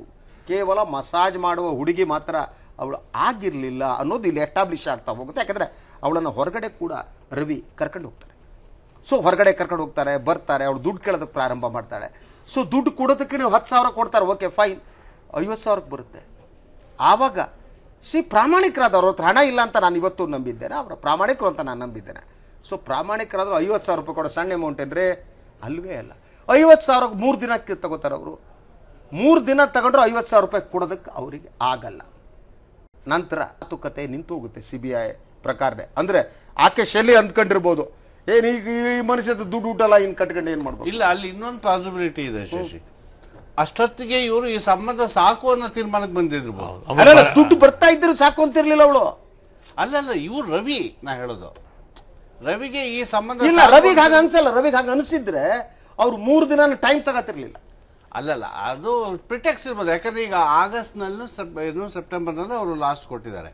ನವೆಂಬರ್ನಲ್ಲಿ ಇವ್ರು ಕಂಟಿನ್ಯೂಸ್ ಆಗಿ 3-4 ಸಲ ಮೆಸೇಜ್ ಮಾಡಿದ್ಮೇಲೆ ಅವ್ರು 1 ಸಲ ರಿಪ್ಲೈ ಮಾಡೋದು ಮಾಡಿ ನಾನು ಅರೇಂಜ್ ಮಾಡಕ್ ಟ್ರೈ ಮಾಡ್ತೀನಿ, ಕಣ್ಣೋರ್ಸೋ ಉತ್ತರ ಕೂಡ ಆಗಿರ್ಬೋದು. ಅಷ್ಟೊತ್ತಿಗೆ ನಿನ್ ಸಾವಸ ಸಾಕು ಅನ್ನೋ ಮನಸ್ಥಿತಿಗೆ ಇವ್ರು ಬಂದಿರ್ಬೋದು. ಸುಮ್ಮನೆ ದುಡ್ಡು ಕೇಳ್ತಾ ಇದ್ದಾರೆ ಗೊತ್ತಿಲ್ಲ ನನಗೆ, ಅದು ಇಟ್ಸ್ ಆಲ್ಸೋ ಎ ಪಾಸಿಬಿಲಿಟಿ ಅಂತ ಹೇಳ್ತೀನಿ ನಾನು. ಹಿಂಗ ಆಗಿರ್ಬೋದು ಅಂತಲ್ಲ. ಎಸ್ ಪ್ರಿಯ ವೀಕ್ಷಕರೇ, ಒಂದು ಶೆಲ್ಲಿ ಜೊತೆಗಿನ ಸಂಬಂಧ ಕಡಿದು ಹೋಗ್ಬಿಡುತ್ತೆ, ಆ ಸಂಬಂಧ ಮುಂದುವರಿಯಲ್ಲ. ಆದರೆ ಪ್ರಾಯಶಃ ನನಗೆ ಅನಿಸುವಾಗ ಸೈಕಾಲಜಿಸ್ಟ್ ಅವ್ರು ಯಾರೋ ಹೇಳಬೇಕು, ಅವರ ಸೆಕ್ಸಿನ ಹುಡುಕಾಟ ನಿಂತಿರ್ಲಿಲ್ಲ ಅಂತ ಅನ್ಸುತ್ತೆ. ಅವ್ರಿಗೆ ಮತ್ತೆ ಬೇಕು ಅಂತ ಅನಿಸ್ತಾ ಇತ್ತು ಅನ್ಸುತ್ತೆ. ಆ ಕಾರಣಕ್ಕೆ ಅದು ಮುಂದುವರ್ತಾರೆ. ಅದಕ್ಕೆ ಈ CBI ವರದಿಯ 15ನೇ ಪುಟದ 35ನೇ ಅಂಶ ಏನಿದೆ ಅನ್ನೋದನ್ನು ಒಂದು ಪ್ಯಾರ ಹೇಳ್ತೀನಿ ನಿಮ್ಗೆ, ಒಂದು 2 ಸಾಲ ಹೇಳ್ತೀನಿ, ನಂತರ ಯಥಾ ಪ್ರಕಾರ ನಮ್ಮ ಶರತ್ ಈ ಬಗ್ಗೆ ವಿವರಿಸ್ತಾರೆ. ಎಸ್, ಇಲ್ಲಿ ಏನು ಹೇಳುತ್ತೆ, that after disassociating from Miss Shelley on 27/11/2014, D.K. Ravi left his office in the morning and headed straight to meet Hari Krishna. According to Hari Krishna, D.K. Ravi came in his official car, appeared to be in a depressed state of mind and wanted Hari to join him in the car. While proceeding to his in-laws' house, D.K. Ravi asked Hari to give a blank signed check and that he would be going to his village to see his mother. D.K. Ravi also called up his commissioner to inform that he would like to take 2 days leave. S, ಈ ಪ್ರಕರಣದ ಬಗ್ಗೆ ಶರತ್ ಹತ್ರ ನಾನು ಕೇಳೋದಕ್ಕೆ ಇಷ್ಟಪಡ್ತೀನಿ. ಒಂದು ಕಡೆ ಬೇಸರ ಆಗಿದೆ, ಎಸ್, ಶೆಲ್ಲಿ ಜೊತೆಗಿನ ಸಂಬಂಧ ಮುರಿದೋಗಿದೆ, ಡಿಪ್ರೆಸ್ ಆಗಿದ್ದಾರೆ. ಆದವರು ಸ್ನೇಹಿತ ಹರಿಕೃಷ್ಣನ್ ಕರೆದು ಅವ್ರ ಹತ್ರ ಏನು ಚೆಕ್ ಅನ್ನು ತಗೋತಾರೆ. ಅದು ಯಾವ check? Blank check. Yes Sharath, ಇದಕ್ಕೆ ಬನ್ನಿ. ಎಸ್, ಅಲ್ಲಿ ಆ ಸಂಬಂಧ ಶೆಲ್ಲಿಯ ಜೊತೆಗಿನ ಸಂಬಂಧ ಮುಗಿತು ಕಾಣುತ್ತೆ. ಇವ್ರ ಹತ್ರ 50,000 ರೂಪಾಯಿ ಕೊಡೋಕ್ಕಾಗಲ್ಲ. ಆದರೆ ಅವರು ಹರಿಕೃಷ್ಣನ್ ಕರ್ಕೊಂಡು ಯಲಹಂಕದ ಕಡೆ ಆಫೀಸಿಯಲ್ ಕಾರ್ನಲ್ಲಿ ಹೋಗ್ತಾರೆ. ಎಸ್, ಹೇಳಿ. CBI ವರದಿ ಪ್ರಕಾರ ಕಾರ್ನಲ್ಲಿ ಹೋದ ತಕ್ಷಣ ಏನು ಅಮ್ಮನ ನೋಡಕ್ಕೆ ಹೋಗ್ತೀನಿ ಅಂತಾರೆ. ನೆಕ್ಸ್ಟ್ ಏನು ಹೇಳಿ ಶಶಿಧರ್? ಏನು ಈ ಒಂದು ಅಂಶಗಳಲ್ಲಿ ಉಲ್ಲೇಖವಾಗಿರುವಂತೆ D.K. ರವಿ ಏನು ಶೆಲ್ಲಿ ಹೋದ ನಂತರದಲ್ಲಿ ನಿಜಕ್ಕೂ ಕೂಡ ಮಾನಸಿಕವಾಗಿ ಖಿನ್ನಿತನಾಗಿರ್ತಾನೆ. ಜೊತೆಗೆ ಆತ ಏನು ಗೆಳೆಯ ಹರಿಕೃಷ್ಣ ಅವರ ಬಳಿ ಒಂದು ಬ್ಲಾಂಕ್ ಚೆಕ್ ಅನ್ನ ಇಸ್ಕೊಂಡು ನಾನು ಮನೆಗೆ ಹೋಗ್ತೀನಿ ಅಂತ ಹೇಳಿ ಕಮಿಷನರ್ ಹತ್ರ ಲೀವ್ ಕೇಳ್ತಾರೆ. ಅದಾದ ನಂತರದಲ್ಲಿ ಇಮೇಲ್ ಅಲ್ಲಿ ಅವ್ರಿಗೆ ಏನು 2 ದಿನಗಳ ಒಂದು ಲೀವ್ ಸಿಕ್ಕಿದೆ, ಅಪ್ರೂವ್ ಆಗಿದೆ ಅನ್ನುವಂಥದ್ದು ಕೂಡ ಅವರ ಬಾಸ್ ಇಂದ ಮೆಸೇಜ್ ಬರುತ್ತೆ. ಸೊ ಅಲ್ಲಿಂದ ಹೊರಡ್ತಾರೆ. ಆದ್ರೆ ಆ ಟೈಮ್ನಲ್ಲಿ ಪತ್ನಿ ಕುಸುಮ ಅವ್ರು ಹೇಳ್ತಾರೆ ಅವ್ರು ಒಬ್ಬರೇ ಹೋಗೋದಕ್ಕೆ ಸಾಧ್ಯವಿಲ್ವೇನೋ, ಸ್ವಲ್ಪ ಡಿಪ್ರೆಸ್ಡ್ ಆಗಿದ್ರು, ಅವ್ರ ಜೊತೆ ಯಾರಾದರೂ ಹೋಗ್ಬೋದಿತ್ತು ಅಂತ. ಬಟ್ ಅಷ್ಟೊಳಗಾಗಲೇ ಹೊರಟ್ಬಿಟ್ಟಿರ್ತಾರೆ. ಬಟ್ ಆದರೆ ಅವರು ಹೇಳಿರೋ ಪ್ರಕಾರ ಒಂದು ಬ್ಲ್ಯಾಂಕ್ ಚೆಕ್ನ ತಾಯಿಗೆ ಕೊಡಬೇಕು ಅಂತ ಅವರು ಅಂದ್ಕೊಂಡಿರ್ತಾರೆ. ಆ ಒಂದು ಬ್ಲ್ಯಾಂಕ್ ಚೆಕ್ ಏನಿತ್ತು ಅದು ಹರಿಕೃಷ್ಣ ಅವರ ಅಕೌಂಟಿಂದು. ಸೊ ಅಲ್ಲಿಂದ ಒಂದು ಆ ಬ್ಲ್ಯಾಂಕ್ ಚೆಕ್ನಲ್ಲಿ ಎಷ್ಟೊಂದು ಅಮೌಂಟ್ ಹಾಕಿ ಕೊಡಬೇಕು ಅಂತ ಅವ್ರು ಹೊರಟಿರ್ತಾರೆ. ಸೊ ಈ ಒಂದು ಸಂಬಂಧ ಕಡಿತಗೊಂಡ ತಕ್ಷಣದಲ್ಲಿ ಮತ್ತೆ ಅವರಿಗೆ ಏನು ಮನೆಯ ನೆನಪಾಗಿರ್ಬೋದು, ತಾಯಿಯ ನೆನಪಾಗಿರ್ಬೋದು, ಇಲ್ಲಿ ಏನೋ ದುಡ್ಡನ್ನ ನಾನು ಖರ್ಚು ಮಾಡಿದೆ ಅಂದ್ರೆ ಅಪ್ರಾಮಾಣಿಕವಾಗಿ ದುಡ್ಡನ್ನ ಮಾಡಿಲ್ಲ, ಆದ್ರೆ ಮನೆಯ ಕಡೆ ಕೂಡ ಅವ್ರಿಗೆ ನೋಡ್ಕೊಳ್ಳೋಕೆ ಸಾಧ್ಯವಾಗದ ಒಂದು ಪರಿಸ್ಥಿತಿ ಅವರಲ್ಲಿತ್ತು. ಸೊ ಅದಕ್ಕೋಸ್ಕರ ತಾಯಿಗೆ ಏನಾದ್ರು ಮಾಡಬೇಕು ಅಂತ ಗೆಳೆಯನ ಒಂದು ಬ್ಲ್ಯಾಂಕ್ ಚೆಕ್ ಅನ್ನ ಪಡೆದಿರಬಹುದು ಅನ್ನುವಂಥದ್ದು ಅಂಶಗಳು ಕೂಡ ಏನು ವರದಿಯಲ್ಲಿ ಉಲ್ಲೇಖಿಸಲಾಗಿದೆ. ಸೊ ಇದನ್ನೆಲ್ಲ ನೋಡ್ತಾ ಇದ್ರೆ ಈ ಒಂದು ವರದಿಯ ಪ್ರತಿಯೊಂದು ಅಂಶಗಳು ಕೂಡ ಒಬ್ಬ ಪ್ರಾಮಾಣಿಕ ವ್ಯಕ್ತಿ ಹೇಗೆ ಏನು ಒಂದು ಎಲ್ಲ ಒಂದು ಸಾಮಾಜಿಕವಾಗಿ ಅಥವಾ ಒಂದು ವೈಯಕ್ತಿಕ ನೆಲೆಗಟ್ಟಿನಲ್ಲಿ ಜಂಜಾಟಗಳಲ್ಲಿ ಸಿಲುಕಿಕೊಳ್ತಾನೆ ಅನ್ನೋದಕ್ಕೆ ಒಂದು ಸ್ಪಷ್ಟ ಉದಾಹರಣೆಯಾಗಿ DK ರವಿ ನಮ್ಮ ಮುಂದೆ ನಿಂತ್ಕೊಳ್ತಾರೆ. ಶಶಿಧರ್, ಎಸ್, ಮತ್ತೆ ನಿಮ್ಮ ಹತ್ರ ಬರ್ತೀನಿ ಶರತ್ ಇರಿ. ಎಸ್, ಒಂದು ಬಹಳ ಡಿಪ್ರೆಸ್ ಆದಂಥ ರವಿ ಅವರ ಸ್ನೇಹಿತರನ್ನ ಕರೆದುಕೊಂಡು ಅವ್ರ ಹತ್ರ ಬ್ಲ್ಯಾಂಕ್ ಚೆಕ್ ತಗೋತಾರೆ. ಅದು ಆ ಬ್ಲ್ಯಾಂಕ್ ಚೆಕ್ ನಂತರ ಏನಾಯ್ತು ಅನ್ನೋ ವಿವರ ಈ ಒಂದು ವರದಿಯಲ್ಲಿ ಇಲ್ಲ. ಮನೆಗೆ ಹೋದಾಗಲೂ ಅವ್ರ ಹೆಂಡತಿ ಹೇಳ್ತಾಳೆ, ಎಸ್ ಈಸ್ ಡಿಪ್ರೆಸ್ಡ್, ಏನು ಮಾಡಬೇಕು ಗೊತ್ತಿಲ್ಲ, ಮನೆ ಹತ್ರ ಹೋಗಿ ಅಮ್ಮನ ನೋಡಿ ಅಂತ. ಶಶಿ, ಇದ್ರಲ್ಲಿ ವೆರಿ ಇಂಟ್ರೆಸ್ಟಿಂಗ್ ಫ್ಯಾಕ್ಟರ್ ಅಂದರೆ ಎಲ್ಲೋ ಒಂದು ಕಡೆ ಅವ್ರಿಗೆ ಒಂದು ತುಮುಲ ಇತ್ತು. ಸೊ ಬ್ಲ್ಯಾಂಕ್ ಚೆಕ್ ತೊಗೊಂಡು ನಮ್ಮ ಅಮ್ಮಂಗಾರು ಕೊಡೋಣ.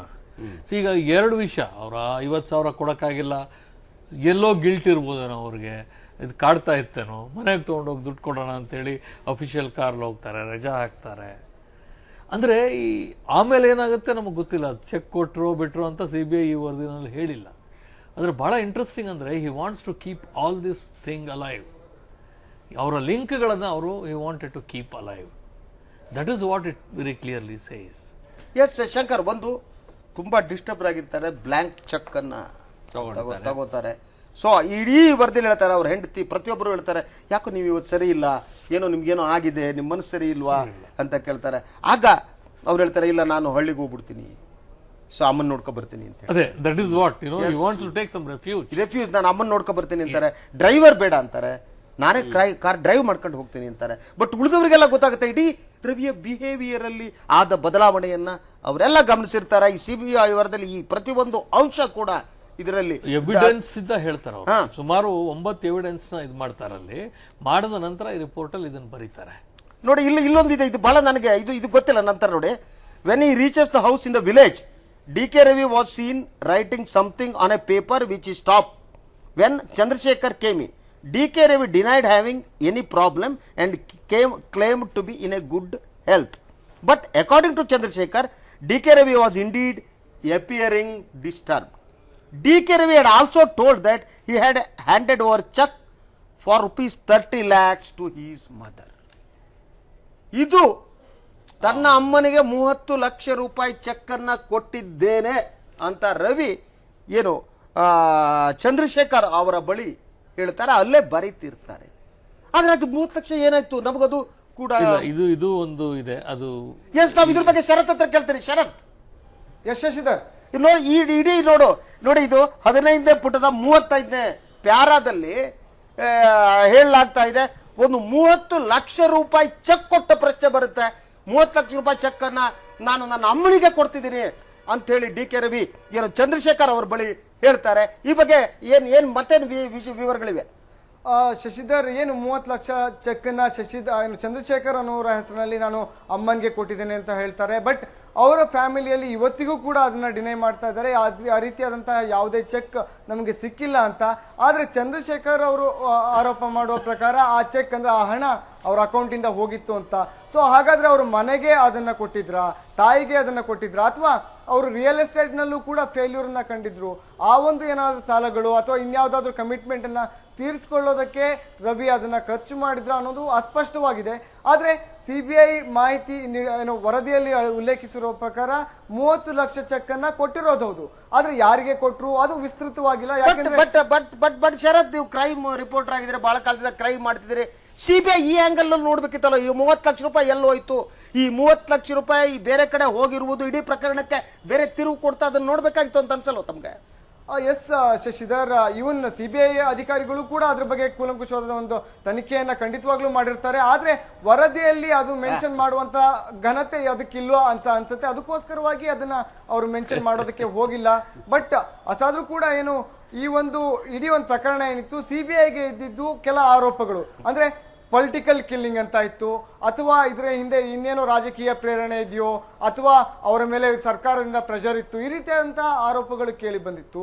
ಸೊ CBI ತನಿಖೆಯಲ್ಲಿ ಅವರ ಒಟ್ಟಾರೆ ಏನು ಬ್ರೀಫಿಂಗ್ ಏನಿತ್ತು, ಅವ್ರು ಏನು ಮಾಡಬೇಕು ಅನ್ನೋದು ಈ ಒಂದು ಘಟನೆ ಏನಿದೆ, ಇದು ಆತ್ಮಹತ್ಯೆಯೋ ಕೊಲೆಯೋ, ಕೊಲೆ ಆದ್ರೆ ಅದಕ್ಕೆ ಕಾರಣ ಏನೋ ಅನ್ನೋದು ಮಾತ್ರ ಆಗಿತ್ತ ಹೊರತು ಇಡೀ ಪ್ರಕರಣವನ್ನ ಬೇರೆ ರೀತಿ ನೋಡುವುದು ಆಗಿರಲಿಲ್ಲ. Am I right or wrong? Yes, ಅಂದ್ರೆ ಶಶಿಧರ್, ಈ ಒಂದು ಪ್ರಕರಣ ಸಾರ್ವಜನಿಕ ವಲಯಗಳಲ್ಲಿ ಮತ್ತು ರಾಜಕೀಯ ವಲಯಗಳಲ್ಲಿ ಬೇರೆ ಬೇರೆ ರೀತಿಯಾದಂತಹ ತಿರುವುಗಳನ್ನು ಹತ್ತಾರು ಬೇರೆ ಬೇರೆ ರೀತಿಯಾದಂತಹ ಒಂದು ಪ್ರಶ್ನೆಗಳನ್ನು ಹುಟ್ಟಿಸಿದ್ವು.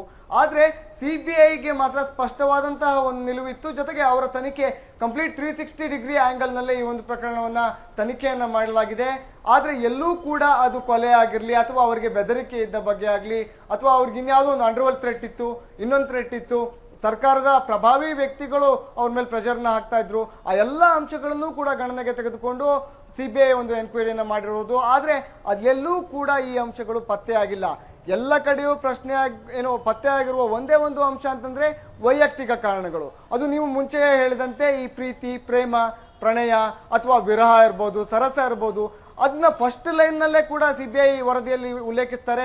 ತುಂಬಾ ಇಂಟಿಮೇಟ್ ಆದಂತಹ, ತುಂಬಾ ಇನ್ನೋಸೆಂಟ್ ಆದಂತಹ ಮತ್ತೆ ತುಂಬಾ ಭಾವನಾತ್ಮಕವಾದಂತಹ ಜೀವಿ ಅಂತಾನೆ ಈ ಒಂದು ವರದಿ ಸ್ಟಾರ್ಟ್ ಆಗತ್ತೆ. ಶಶಿಧರ್, ಓಕೆ ಶರತ್, ಮತ್ತೆ ನಿಮ್ಮ ಹತ್ರ ಬರ್ತೀನಿ. ಇವರೊಬ್ಬರ ಹತ್ರ ಇವರ ಅಭಿಪ್ರಾಯ ಪಡೆದು ವಿಶ್ಲೇಷಣೆ ಮಾಡಿ ಬ್ರೇಕ್ ತಗೊಂಡು ಬರ್ತೀನಿ ನಿಮ್ಮ ಹತ್ರ. ಎಸ್, ಇದು ನೋಡಿ ನನಗೆ ಇದರಲ್ಲಿ ಇಡೀ ಇದನ್ನ ನೋಡಿದ್ರೆ ಇದು ವೈಯಕ್ತಿಕ ಕಾರಣಗಳಾಗಿ ಆತ್ಮಹತ್ಯೆ ಮಾಡ್ಕೊಂಡಿದ್ದಾರೆ ಅಂತ. ಅಂದ್ರೆ he was a very interesting fact ಅಂದ್ರೆ he is an emotional person, very clearly it is mention. ಈ ಹುಡುಕಾಟ ಇದೆಯಲ್ಲ, ನೀವು ಹೇಳಿದ್ರಲ್ಲ, ಅವ್ರು ಅಲ್ಲಿ ಹುಡುಕಿದ್ರು, ಇದನ್ನ ಹುಡುಕಿದ್ರು, ಪ್ರೇಮ, ಪ್ರೀತಿ, ಸೆಕ್ಸ್, ಆಲ್ ದಿಸ್ ಥಿಂಗ್ಸ್, ಈ ಹುಡುಕಾಟದಲ್ಲಿ ಅವರೆಲ್ಲೋ ಕಳೆದೋದ್ರು ಅನ್ನಿಸ್ತಾ ಇದೆ ನನಗೆ. Since he is an emotional person, it must have led him to take that ultimate ಇದು. ಈ ಅಕೌಂಟ್ ಇಂದ ಗೊತ್ತಾಗೋದು he was deeply disturbed. ಒಂದು ಅಲ್ಲಲ್ಲ 30 ಲಕ್ಷ ರೂಪಾಯಿ. ಅದೇ ಅಲ್ಲಿ ಬರ್ತೀನಿ ನಾನು. ಡಿಸ್ಟರ್ಬ್ ಆಗಿದ್ದು ಈ ಬರೀ ಪ್ರೀತಿ, ಪ್ರೇಮ ಇವೆಲ್ಲ ಕಾರಣಗಳು ಅಲ್ದೇನೆ ಅವರ ಯಾವ್ದು ರಿಯಲ್ ಎಸ್ಟೇಟ್ ವ್ಯವಹಾರನೋ ಮತ್ತೊಂದೇನೋ ಲಾಸ್ ಆಗಿದ್ದು ಅದು ಕೂಡ ಅವ್ರ ಡಿಸ್ಟರ್ಬೆನ್ಸ್ಗೆ ಕಾಂಟ್ರಿಬ್ಯೂಟ್ ಮಾಡಿರ್ಬೋದು. ಬಟ್ ಐ ಥಿಂಕ್ CBIನವರು ಈ 30 ಲಕ್ಷದನ್ನ ಜಾಡನ್ನ ಅವ್ರು ಹಿಡಿದು ಫಾಲೋ ಮಾಡಬೇಕಾಗಿತ್ತು ಅಂತ ನನಗನ್ಸಿದೆ. ಅಥವಾ ಯಾರು ಕೊಟ್ರು, ಯಾಕೆ ಕೊಟ್ರು, ಅವರ ಮಾಡಿದ್ರು ಕೂಡ ಅದ್ರ ವಿವರ ಇಲ್ಲ ಹೇಳ್ಬೋದು. ಅದೇನ್ simple. That was a very important fact. ಅದು ಅದ್ರ ಮುಂದೆ ಯಾರ ಅಕೌಂಟ್ ಇಂದ ಹೋಗಿದ್ದ? ಹರಿಕೃಷ್ಣ ಅಕೌಂಟ್ ಬ್ಲಾಂಕ್ ಚೆಕ್ ತಗೊಂಡಿದ್ದಾರೆ, 30 ಲಕ್ಷ ಟ್ರಾನ್ಸ್ಫರ್ ಆಗಿದೆ ಅಂತ ಚಂದ್ರಶೇಖರ್ ಹೇಳ್ತಾರೆ. ಟ್ರಾನ್ಸ್ಫರ್ ಆಗಿದೆ ಅಂತಂದ್ರೆ ಯಾರಿಗಾಯ್ತು ಗೊತ್ತಿಲ್ಲ ಆ ಮಾಹಿತಿ. ಅಲ್ಲ, ಆ ಮಾಹಿತಿ it's very easy to find. Bank account. ಒಂದು ವಿರಾಮ ತಗೊಳ್ಳೋ ಸಮಯ ಬಂದಿದೆ. ಯಾವುದೋ ಒಂದು ಅದ್ಭುತವಾದ ಸಿನಿಮಾದ ಕಥೆಯಂತೆ ಇದು ಮುಂದುವರಿಯುತ್ತೆ. ಇಸು ಒಂದು ರೊಮ್ಯಾಂಟಿಕ್ ಆದ ಕತೆ. ಇಸಿ ದಾಂಪತ್ಯ ದಾಂಪತ್ಯ ಬದುಕಿನಲ್ಲಿ ಏನನ್ನು ಹುಡುಕ್ತಾ ಹೋದಂತ DK ರವಿ ಆ ದಾಂಪತ್ಯ ಬದುಕಿನಲ್ಲಿ ಅದು ಸಿಗದಿದ್ದಾಗ ಇನ್ನೆಲ್ಲೋ ಸಿಗಬಹುದು ಅಂತ ಹೊರಡ್ತಾರೆ. ಅವರು ಹೀಗೆ ಮಸಾಜ್ ಮಾಡ್ಕೊಳಕ್ಕೆ ಹೋಗ್ತಾರೆ, ಅಲ್ಲೊಂದು ಸಂಬಂಧ ಬೆಳೆಯುತ್ತೆ. ಬಟ್ ಆ ಸಂಬಂಧ ಕೇವಲ ಹಣದ ಮೇಲೆ ನಿಂತಿದ್ದು ಅಂದಾಗ ತುಂಬ ಎಮೋಷ್ನಲ್ ಆದ ಪರ್ಸನ್. ಪ್ರಾಯಶಃ ಆ ಶೆಲ್ಲಿನೋ ಅವ್ರ ಯಾರ್ದ ಸಂಬಂಧ ಬಂದಾಗ ಅವಳು ತನ್ನನ್ನು ಗಾಢವಾಗಿ ಪ್ರೀತಿಸ್ತಾಳೆ ಅಂತ ರವಿ ಅಂದ್ಕೊಂಡಿದ್ರು ಏನೋ ಗೊತ್ತಿಲ್ಲ. ಆದರೆ ಅವಳು ಪದೇ ಪದೇ ಹಣ ಕೇಳೋದಕ್ಕೆ ಪ್ರಾರಂಭ ಮಾಡಿದ ತಕ್ಷಣ ರವಿಯವರಿಗೆ ಎಲ್ಲೋ ಒಂದು ಕಡೆ ಇದು ಕೇವಲ ಹಣಕ್ಕಾಗಿ ನಡೆಯೋದು, ಇದು ಬೇಡ ಅಂತಲೂ ಅವರಿಗೆ ಅನ್ನಿಸಿರ್ಬೋದು. ಆ ಮೂಮೆಂಟ್ಗೆ ಅವರು ಅಲ್ಲಿಂದ ಬರ್ತಾರೆ. ತಮ್ಮ ಸ್ನೇಹಿತ ಹರಿಕೃಷ್ಣ ಅವ್ರ ಹತ್ರ ಚೆಕ್ ತಗೋತಾರೆ, ಊರಿಗೆ ಹೋಗ್ತೀನಿ ಅಂತಾರೆ.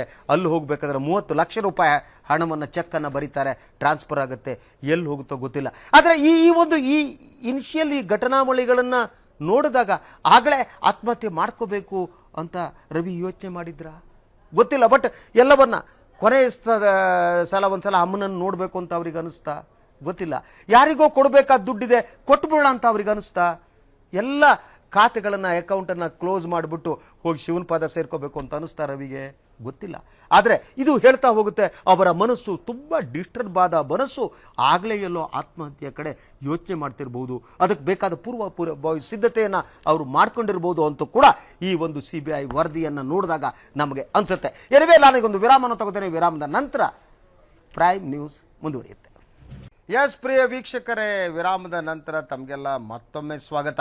ಇದೊಂದು ರೀತಿಯ ಸಿನಿಮೀಯವಾಗಿರುವ ಕತೆ. ಇದು ಮನುಷ್ಯ ಪ್ರಾಯಶಃ ನಾವೆಲ್ಲ ಅಂದ್ಕೋತೀವಿ ಸಿನಿಮಾ ಇದೆಯಲ್ಲ ಅದು ಬದುಕಿನ ಪ್ರತಿಬಿಂಬ ಆಗಿರುತ್ತೆ, ಬದುಕು ಕೂಡ ಸಿನಿಮಾದಿಂದ ಪ್ರಭಾವ ಬೀರ್ತಾ ಇರುತ್ತೆ. It's inter related thing. So ಈ ರೀತಿ ಒಂದು ಸಿನಿಮೀಯ ಕಥೆಯಂತೆ ಇದು ನಡೀತಾ ಹೋಗುತ್ತೆ. ಉರಿ ಹೋಗ್ತಾರೆ, 30 ಲಕ್ಷ ರೂಪಾಯಿ ಚೆಕ್ಕನ್ನು ಯಾರಿಗೆ ಕೊಟ್ಟರೋ ಗೊತ್ತಿಲ್ಲ, ಕೊಡ್ತಾರೆ. ಅದೇ ಟೈಮ್ನಲ್ಲಿ ಇನ್ನೊಂದು ಘಟನೆ ನಡೀತೆ. ಇದು 16ನೇ ಪೇಜ್ನ 36ನೆಯ ಒಂದು ಅಂಶ. ಇದು ನನಗೆ ಹಲವು ದೃಷ್ಟಿಯಿಂದ ಅವರ ಮನಸ್ಥಿತಿ ಆಗ ಟೈಮ್ನಲ್ಲಿ ಹೇಗಿತ್ತು, ರವಿಯವ್ರ ಮನಸ್ಥಿತಿ ಹೇಗಿತ್ತು ಅನ್ನೋದನ್ನು ರಿವೀಲ್ ಮಾಡುತ್ತೆ. ಹಾಗೆ ರಿವೀಲ್ ಮಾಡ್ತಾ ಅವರು ಆತ್ಮಹತ್ಯೆ ಮಾಡಿಕೊಂಡಿದ್ದಾರೆ ಅನ್ನೋದನ್ನು ಇದೆಲ್ಲ ಪುಷ್ಟೀಕರಿಸ್ತಾ ಹೋಗ್ತವೆ. ಇದರಲ್ಲಿ ಏನು ಹೇಳುತ್ತೆ ಈ 36ನೇ ಪ್ಯಾರಾದಲ್ಲಿ ನೋಡಿ, that it is pertinent to mention here that Ravi had made a call to one of his friend Shivraj, who is a sub-inspector in Karnataka police, from whom he ascertained about Sri Vasant Kumar, who is also a childhood friend running a chemist shop in Bengaluru. ಅವರ police inspector classmate ಇರ್ತಾರೆ, ಅವ್ರಿಗೆ phone ಮಾಡ್ತಾರೆ, Vasant Kumar number ಎಲ್ಲಿದೆ ಬೇಕು ಅಂತ. ವಸಂತ್ ಕುಮಾರ್ ನಂಬರ್ನ ತಗೋತಾರೆ. Ravi speaks to Vasanth Kumar. DK Ravi had asked for an availability of potassium cyanide. ಅವರು ಕೇಳ್ತಾರೆ, ಅವರೊಂದು ಔಷಧ ಅಂಗಡಿ ಇಟ್ಕೊಂಡಿರ್ತಾರೆ, ಅವ್ರ ಹತ್ರ ಕೇಳ್ತಾರೆ ಪೊಟ್ಯಾಷಿಯಂ ಸೈನೈಡ್ ಎಲ್ಲಿ ಸಿಗುತ್ತೆ ಅಂತ. DK Ravi had also asked Shivraj about it. Vasant Kumar had told Ravi that he does not deal with it as it is a poison and inquire as to why he needs the same. ಅವ್ರು ಕೇಳ್ತಾರೆ ಇದು ನಿನಗೆ ಯಾಕೆ ಬೇಕು ಅಂತ. So ಎಲ್ಲೋ ಅವ್ರ ಆತ್ಮಹತ್ಯೆ ನಾನು ಹೇಳಿದಾಗ ಅವ್ರು ಏನು ಎಲ್ಲ ಈ ಅಕೌಂಟ್ಗಳನ್ನು ತೀರಿಸೋದು, ಯಾರಿಗ 30 ಲಕ್ಷ ರೂಪಾಯಿ ಇರೋದನ್ನು ಕೊಟ್ಬಿಡೋದು, ಇನ್ನೊಂದು ಮಾಡೋದು, ನಂತರ ಏನು ಸೈನೈಡ್ ಏನಿದೆ ಪೊಟ್ಯಾಷಿಯಂ ಸೈನೈಡ್ ಬೇಕು ಅಂಥೇಳಿ ಅದನ್ನು ಕೂಡ ತನ್ನ ಕ್ಲಾಸ್ಮೇಟ್ ಇನ್ಸ್ಪೆಕ್ಟರ್ ಹತ್ರ ಕೇಳೋ, ಆ ಔಷಧ ಅಂಗಡಿ ಇಟ್ಕೊಂಡಿದ್ದಾನಲ್ಲಪ್ಪ ವಸಂತ್ ಕುಮಾರ್, ಅವನ ನಂಬರ್ ಕೊಡು ಅಂಥೇಳಿ ಆ ನಂಬರನ್ನು ತೆಗೆದುಕೊಂಡು ಅವನು ಕಾಂಟ್ಯಾಕ್ಟ್ ಮಾಡ್ತಾರೆ. ಅಂದರೆ ಆತ್ಮಹತ್ಯೆ ತೀರ್ಮಾನ ರವಿ ಆಗಲೇ ತಗೊಂಡಿದ್ರಾ, ಅವ್ರು ಆಗಲೇ ಡಿಸೈಡ್ ಮಾಡಿ ಆಗಿತ್ತಾ? ಎಸ್. ಇಲ್ಲ, ನನಗಿದು ವೆರಿ ಕ್ಲಿಯರ್ ಎವಿಡೆನ್ಸ್. ಈಗ ಒಬ್ಬರು ನಾವು ಯಾರಾದರೂ ಸೈಕಾಲಜಿಸ್ಟ್ನ ಮಾತಾಡಿಸ್ಬೇಕು ಅಂತ ನನಗೆ ಅನಿಸುತ್ತೆ.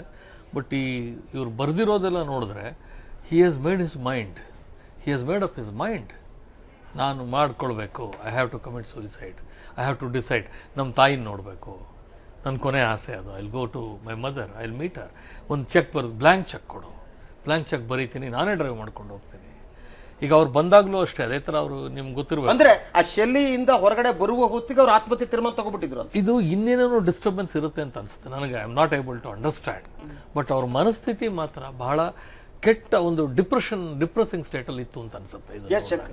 ಅಲ್ಲ, ಇದು ಶೆಲ್ಲಿಯ ಇಮಿಡಿಯೇಟ್ ಎಫೆಕ್ಟ್ ಅಲ್ಲ, ಯಾಕಂದ್ರೆ ಶೆಲ್ಲಿನ ಸಂಬಂಧ ಕಟ್ಕೊಂಡು ಸುಮಾರು ದಿನ ಆಗೋಗಿದೆ. ಆಗಾಗ್ಲೇ ನವೆಂಬರ್ ಇಂದ ಒಂದು ಟೆಕ್ಸ್ಟ್ ಮೆಸೇಜ್ ಅಲ್ಲಿ ಮಾತ್ರ ಕಾಂಟ್ಯಾಕ್ಟ್ ಇದ್ದಿದ್ದು. But several things must have led to his decision.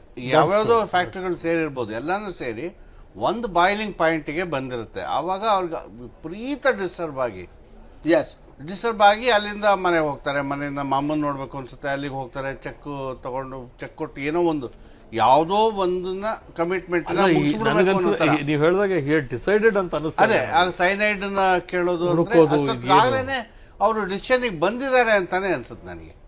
S. ಇದಾದ ನಂತರ ವೀಕ್ಷಕರೇ ಏನಾಗುತ್ತೆ ಅಂದ್ರೆ ಅವರು ಮತ್ತೆ ತಮ್ಮ IAS ಬ್ಯಾಚ್ಮೇಟ್ ಏನು ಮಹಿಳಾ ಅಧಿಕಾರಿ ಇದ್ರು ಅವರತ್ತ ತಿರುಗ್ತಾರೆ. ಈ ಘಟನೆ ನಡೆದ ನಂತರ ಅವರು ಆ ಟೈಮ್ನಲ್ಲಿಂದ ಮಂಗಳೂರಿಗೆ ಹೋಗ್ತಾರೆ. ಮಂಗಳೂರಿಂದ ಅವರು ವಾಪಸ್ ಬರ್ತಾರೆ. ಅದು 21/11/2014. ಮಂಗಳೂರಿಂದ ವಾಪಸ್ಸಿಗೆ ಬಂದ ತಕ್ಷಣ ಅವರು ಆ ಮಹಿಳಾ ಅಧಿಕಾರಿಣಿಗೆ ತಮ್ಮ ಒಂದು ಮೆಸೇಜನ್ನು ಕಳಿಸ್ತಾರೆ. ಅದೇ ರೀತಿಯ ಒಂದು ಫ್ರಸ್ಟ್ರೇಟ್ ಆದ ಒಂಥರ ದುಃಖತಪ್ತವಾದ ಏನೋ ಬದುಕೋದೇ ಬೇಡ ಅನ್ನುವ ಮನಸ್ಥಿತಿಯಲ್ಲಿ ಇದ್ದಂಥ ರವಿ. ಸೊ ಏನೋ ಒಂದು ಕಡೆ ವಿಷದ ಹುಡುಕಾಟ ನಡೆಸ್ತಾರೆ. ಅವನು ಕೇಳ್ತಾರೆ ಎಲ್ಲಿ ಸಿಗುತ್ತೆ, ತಮ್ಮ ಸ್ನೇಹಿತರು ಕೇಳ್ತಾರೆ. ಸೊ ವಿಷ ಅದು ಬೇಡ, ನನ್ನ ಹತ್ರ ಸಿಗಲ್ಲ ಅಂತ ಅವರು ಏನು ವಸಂತ್ ಕುಮಾರ್ ಔಷಧಿ ಅಂಗಡಿ ಬೆಂಗಳೂರು ಮಾಲೀಕರು ಹೇಳ್ತಾರೆ. ಅವ್ರಿಗೆ ಆಶ್ಚರ್ಯ ಆಗುತ್ತೆ, ಯಾಕಪ್ಪ ನಿನಗೆ ಅಂತ. ಅದಕ್ಕೆ ರವಿ ಉತ್ತರ ಕೊಡಲ್ಲ. ಅದರಿಂದ ಆದಮೇಲೆ ನೆಕ್ಸ್ಟ್ ಸ್ಟೆಪ್ ರವಿ ಮಾಡೋದು ಅಂತ ಅಂದರೆ ಅದು IASನಲ್ಲಿ ತಮ್ಮ ಬ್ಯಾಚ್ಮೇಟ್ ಆಗಿರುವ ಅಧಿಕಾರಿಯನ್ನು ಅವರು ಸಂಪರ್ಕಿಸಿದ್ರು SMS ಮೂಲಕ.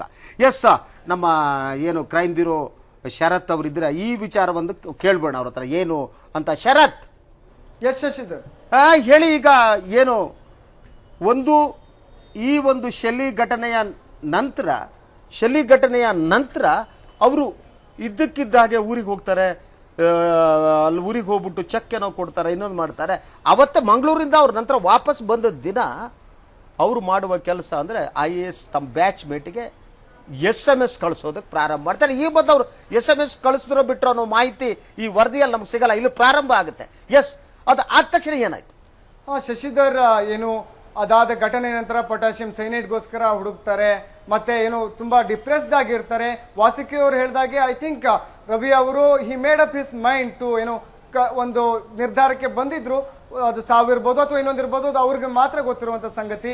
ಅದಾದ ನಂತರದಲ್ಲಿ IAS ಏನು ಮಹಿಳಾ IAS ಅಧಿಕಾರಿ ಅವರ ಬ್ಯಾಚ್ಮೇಟ್ಗೆ ಮೆಸೇಜ್ ಮಾಡ್ತಾರೆ. let me just read out one sentence of that. Yes. I told Kusum, if that IAS officer, I don't want to mention her name, talking to me means I don't want to stay with you anymore. Kusuma made biggest mistake which non-pardonable. I also told her that I don't want any kid, no more visit to hospital. It is very clear point, Shashidhar. No more visit to hospital, kids ಬೇಡ ಅಂತ ನಾನು ಹೇಳಿದ್ದೀನಿ. ಅಂದ್ರೆ ಇವರಿಬ್ಬರು ಕೂಡ ಏನು potentiality test ನ ಕೂಡ ಮಾಡಿಸ್ಕೊಂಡಿರ್ತಾರೆ, ರವಿ ಅವರು ಮತ್ತೆ ಅವರ ಪತ್ನಿ ಕೂಡ. ಆಗ ಇಬ್ಬರಲ್ಲಿ ಒಬ್ಬರಿಗೆ ಯಾರಿಗೋ ಸಮಸ್ಯೆ ಇದೆ, ಅದಕ್ಕೋಸ್ಕರವಾಗಿ ಅವರು ಹಾಸ್ಪಿಟಲ್ ನ ವಿಸಿಟ್ ಮಾಡ್ತಾ ಇರ್ತಾರೆ, ಮಗು ಬೇಕು ಅನ್ನೋ ಒಂದು ಕಾರಣಕ್ಕೋಸ್ಕರ ಟ್ರೀಟ್ಮೆಂಟ್ ಅನ್ನ ಪಡಿತಾ ಇರ್ತಾರೆ. ಬಟ್ ಇಲ್ಲಿ ಹೇಳಿರುವಂತೆ ನಮ್ಗೆ ಇನ್ನು ಮಗು ಬೇಡ ಅಂತ ಡಿಸೈಡ್ ಮಾಡಿದೀನಿ, ಅದನ್ನ ನಾನು ಹೇಳಿದೀನಿ ಅನ್ನುವಂತಹ ಮಾತನ್ನ ಅವರ ಟೆಕ್ಸ್ಟ್ ಮೆಸೇಜ್ ಹೇಳುತ್ತೆ. ಸೊ ಮಗು ಕೂಡ ಬೇಕಿತ್ತು, ಅದು ಆಗ್ತಾ ಇಲ್ಲ ಅನ್ನುವಂತಹ ಒಂದು ದುಃಖ ಕೂಡ ಅವರಲ್ಲಿತ್ತ. ಆ ದುಃಖವೇ ಅವರ ಮೈಂಡ್ ಅನ್ನ ಡೈವರ್ಟ್ ಮಾಡೋದಕ್ಕೆ ಅಥವಾ ಇನ್ಯಾವುದಾದ್ರೂ ಆ ನೋವನ್ನ ಕಮ್ಮೋರ್ ಮಾಡೋದಕ್ಕೆ ಅವರು ಶಲ್ಯ ಸಾಂಗತ್ಯವನ್ನು ಅಥವಾ ಮಹಿಳಾ IAS ಅಧಿಕಾರಿಯ ಸಾಂಗತ್ಯವನ್ನು ಬಯಸಿದ್ರ, ಅದನ್ನು ಕೂಡ ಇಲ್ಲಿ ನಾವು ಏನು ಒಂದು ಪಾಸಿಬಲ್ ನೋಟ್ ಆಗಿ ಇಲ್ಲಿ ತಗೊಳ್ಬೇಕಾಗತ್ತೆ ಶಶಿಧರ್. ಎಸ್, ಒಟ್ಟಾರೆ ನಂತರ ಈ ಪ್ರಕರಣ ಏನಿದೆ, ಆ IAS ಅಧಿಕಾರಿಯ ರಿಯಾಕ್ಷನ್ ಇವರು ಎಕ್ಸ್ಪೆಕ್ಟ್ ಮಾಡಿದ ರೀತಿ ಇರಲ್ಲ. ಎಮ್ ರೈಟ್ ಅಲ್ಲ? ಹೌದು ಶಶಿಧರ್, ಏನಂದ್ರೆ ಬಹಳ ದಿನಗಳ ನಂತರ ಏನು ಒಂದು ಹಂತದ ಒಂದು ಸಂಪರ್ಕ ಸಂಬಂಧ ಇವರಿಬ್ಬರ ನಡುವೆ ಇರುತ್ತೆ ಅನ್ನೋದು CBI ಕೊಟ್ಟಿರೋ ವರದಿಯಲ್ಲಿ ಅದು ಮೆನ್ಷನ್ ಆಗಿದೆ. ಆದ್ರೆ ಒಂದು ಹಂತದ ಸಂಬಂಧವನ್ನ ಮೀರಿ ಏನು DK ರವಿ ಒಂದು ಎಕ್ಸ್ಪೆಕ್ಟೇಷನ್ಸ್ ಇತ್ತು ಅವ್ರದ್ದು. ಸೊ ಈ ಕಾರಣದಿಂದಾಗಿ ಏನು IAS ಅಧಿಕಾರಿ ಇದ್ದಾರೆ ಅವರು ಅದನ್ನ ಒಪ್ಪಿರ್ಲಿಲ್ಲ. ಮತ್ತೆ ಇವರು ಸಾಯುವ ದಿನ 11:21 ಗಂಟೆಗೆ ಏನು ಮಧ್ಯಾಹ್ನ 11:21ಕ್ಕೆ ಲಾಸ್ಟ್ ಮೆಸೇಜ್ ಅನ್ನ ಮಾಡ್ತಾರೆ. ಆ ವೇಳೆಯೂ ಕೂಡ ಇದೇ ಒಂದು ಟ್ರಿಗರ್ ಆಗಿರುತ್ತೆ. ಅವರು ರಿಪ್ಲೈನ ಮಾಡಲ್ಲ. ಅವರು ರಿಪ್ಲೈನ ಮಾಡೋದಕ್ಕಾಗಿ ಇವರು ವೇಟ್ ಮಾಡ್ತಾರೆ. ಆದ್ರೆ ಅವ್ರು ರಿಪ್ಲೈ ಮಾಡದೇ ಇರೋ ಕಾರಣದಿಂದಾಗಿ ಅವರು ಉದ್ದ ಒಂದು ವಾಟ್ಸ್ಆಪ್ ಸಂದೇಶವನ್ನ ರವಾನಿಸಿ DK ರವಿ ಸಾವಿಗೆ ಶರಣಾಗ್ತಾರೆ. ಇದು ವರದಿಯಲ್ಲಿರುವಂಥದ್ದು. ಅಂಡ್ ಐ ಥಿಂಕ್ ನಿಮ್ಮ ಹತ್ರ ಕಾಪಿ ಇದೆ, ಅದರಲ್ಲಿ ಅವರು ಏನು DK ರವಿ ಅವರು ಕೊನೆಯ ಮೆಸೇಜ್ ಏನು ಬರೆದಿದ್ದಾರೆ, ಮತ್ತೆ last nail in the coffin ಅಂತ ಹೇಳೋ ಹಾಗೆ ಯಾವುದು ಟ್ರಿಗರ್ ಆಯ್ತು ಅವ್ರದ್ದು ಅನ್ನೋದ್ರ ಬಗ್ಗೆ ಕೂಡ CBI ಸ್ಪಷ್ಟವಾದಂತಹ ಒಂದು ಪುಟಗಳ ಒಂದು ಸಾರಾಂಶವನ್ನು ಕೂಡ ಬರೆದಿದೆ ಶಶಿಧರ್. ಥ್ಯಾಂಕ್ ಯು ಶರತ್, ನೀವು ಕೊಟ್ಟ ಎಲ್ಲ ಮಾಹಿತಿಗಾಗಿ I am thankful to you.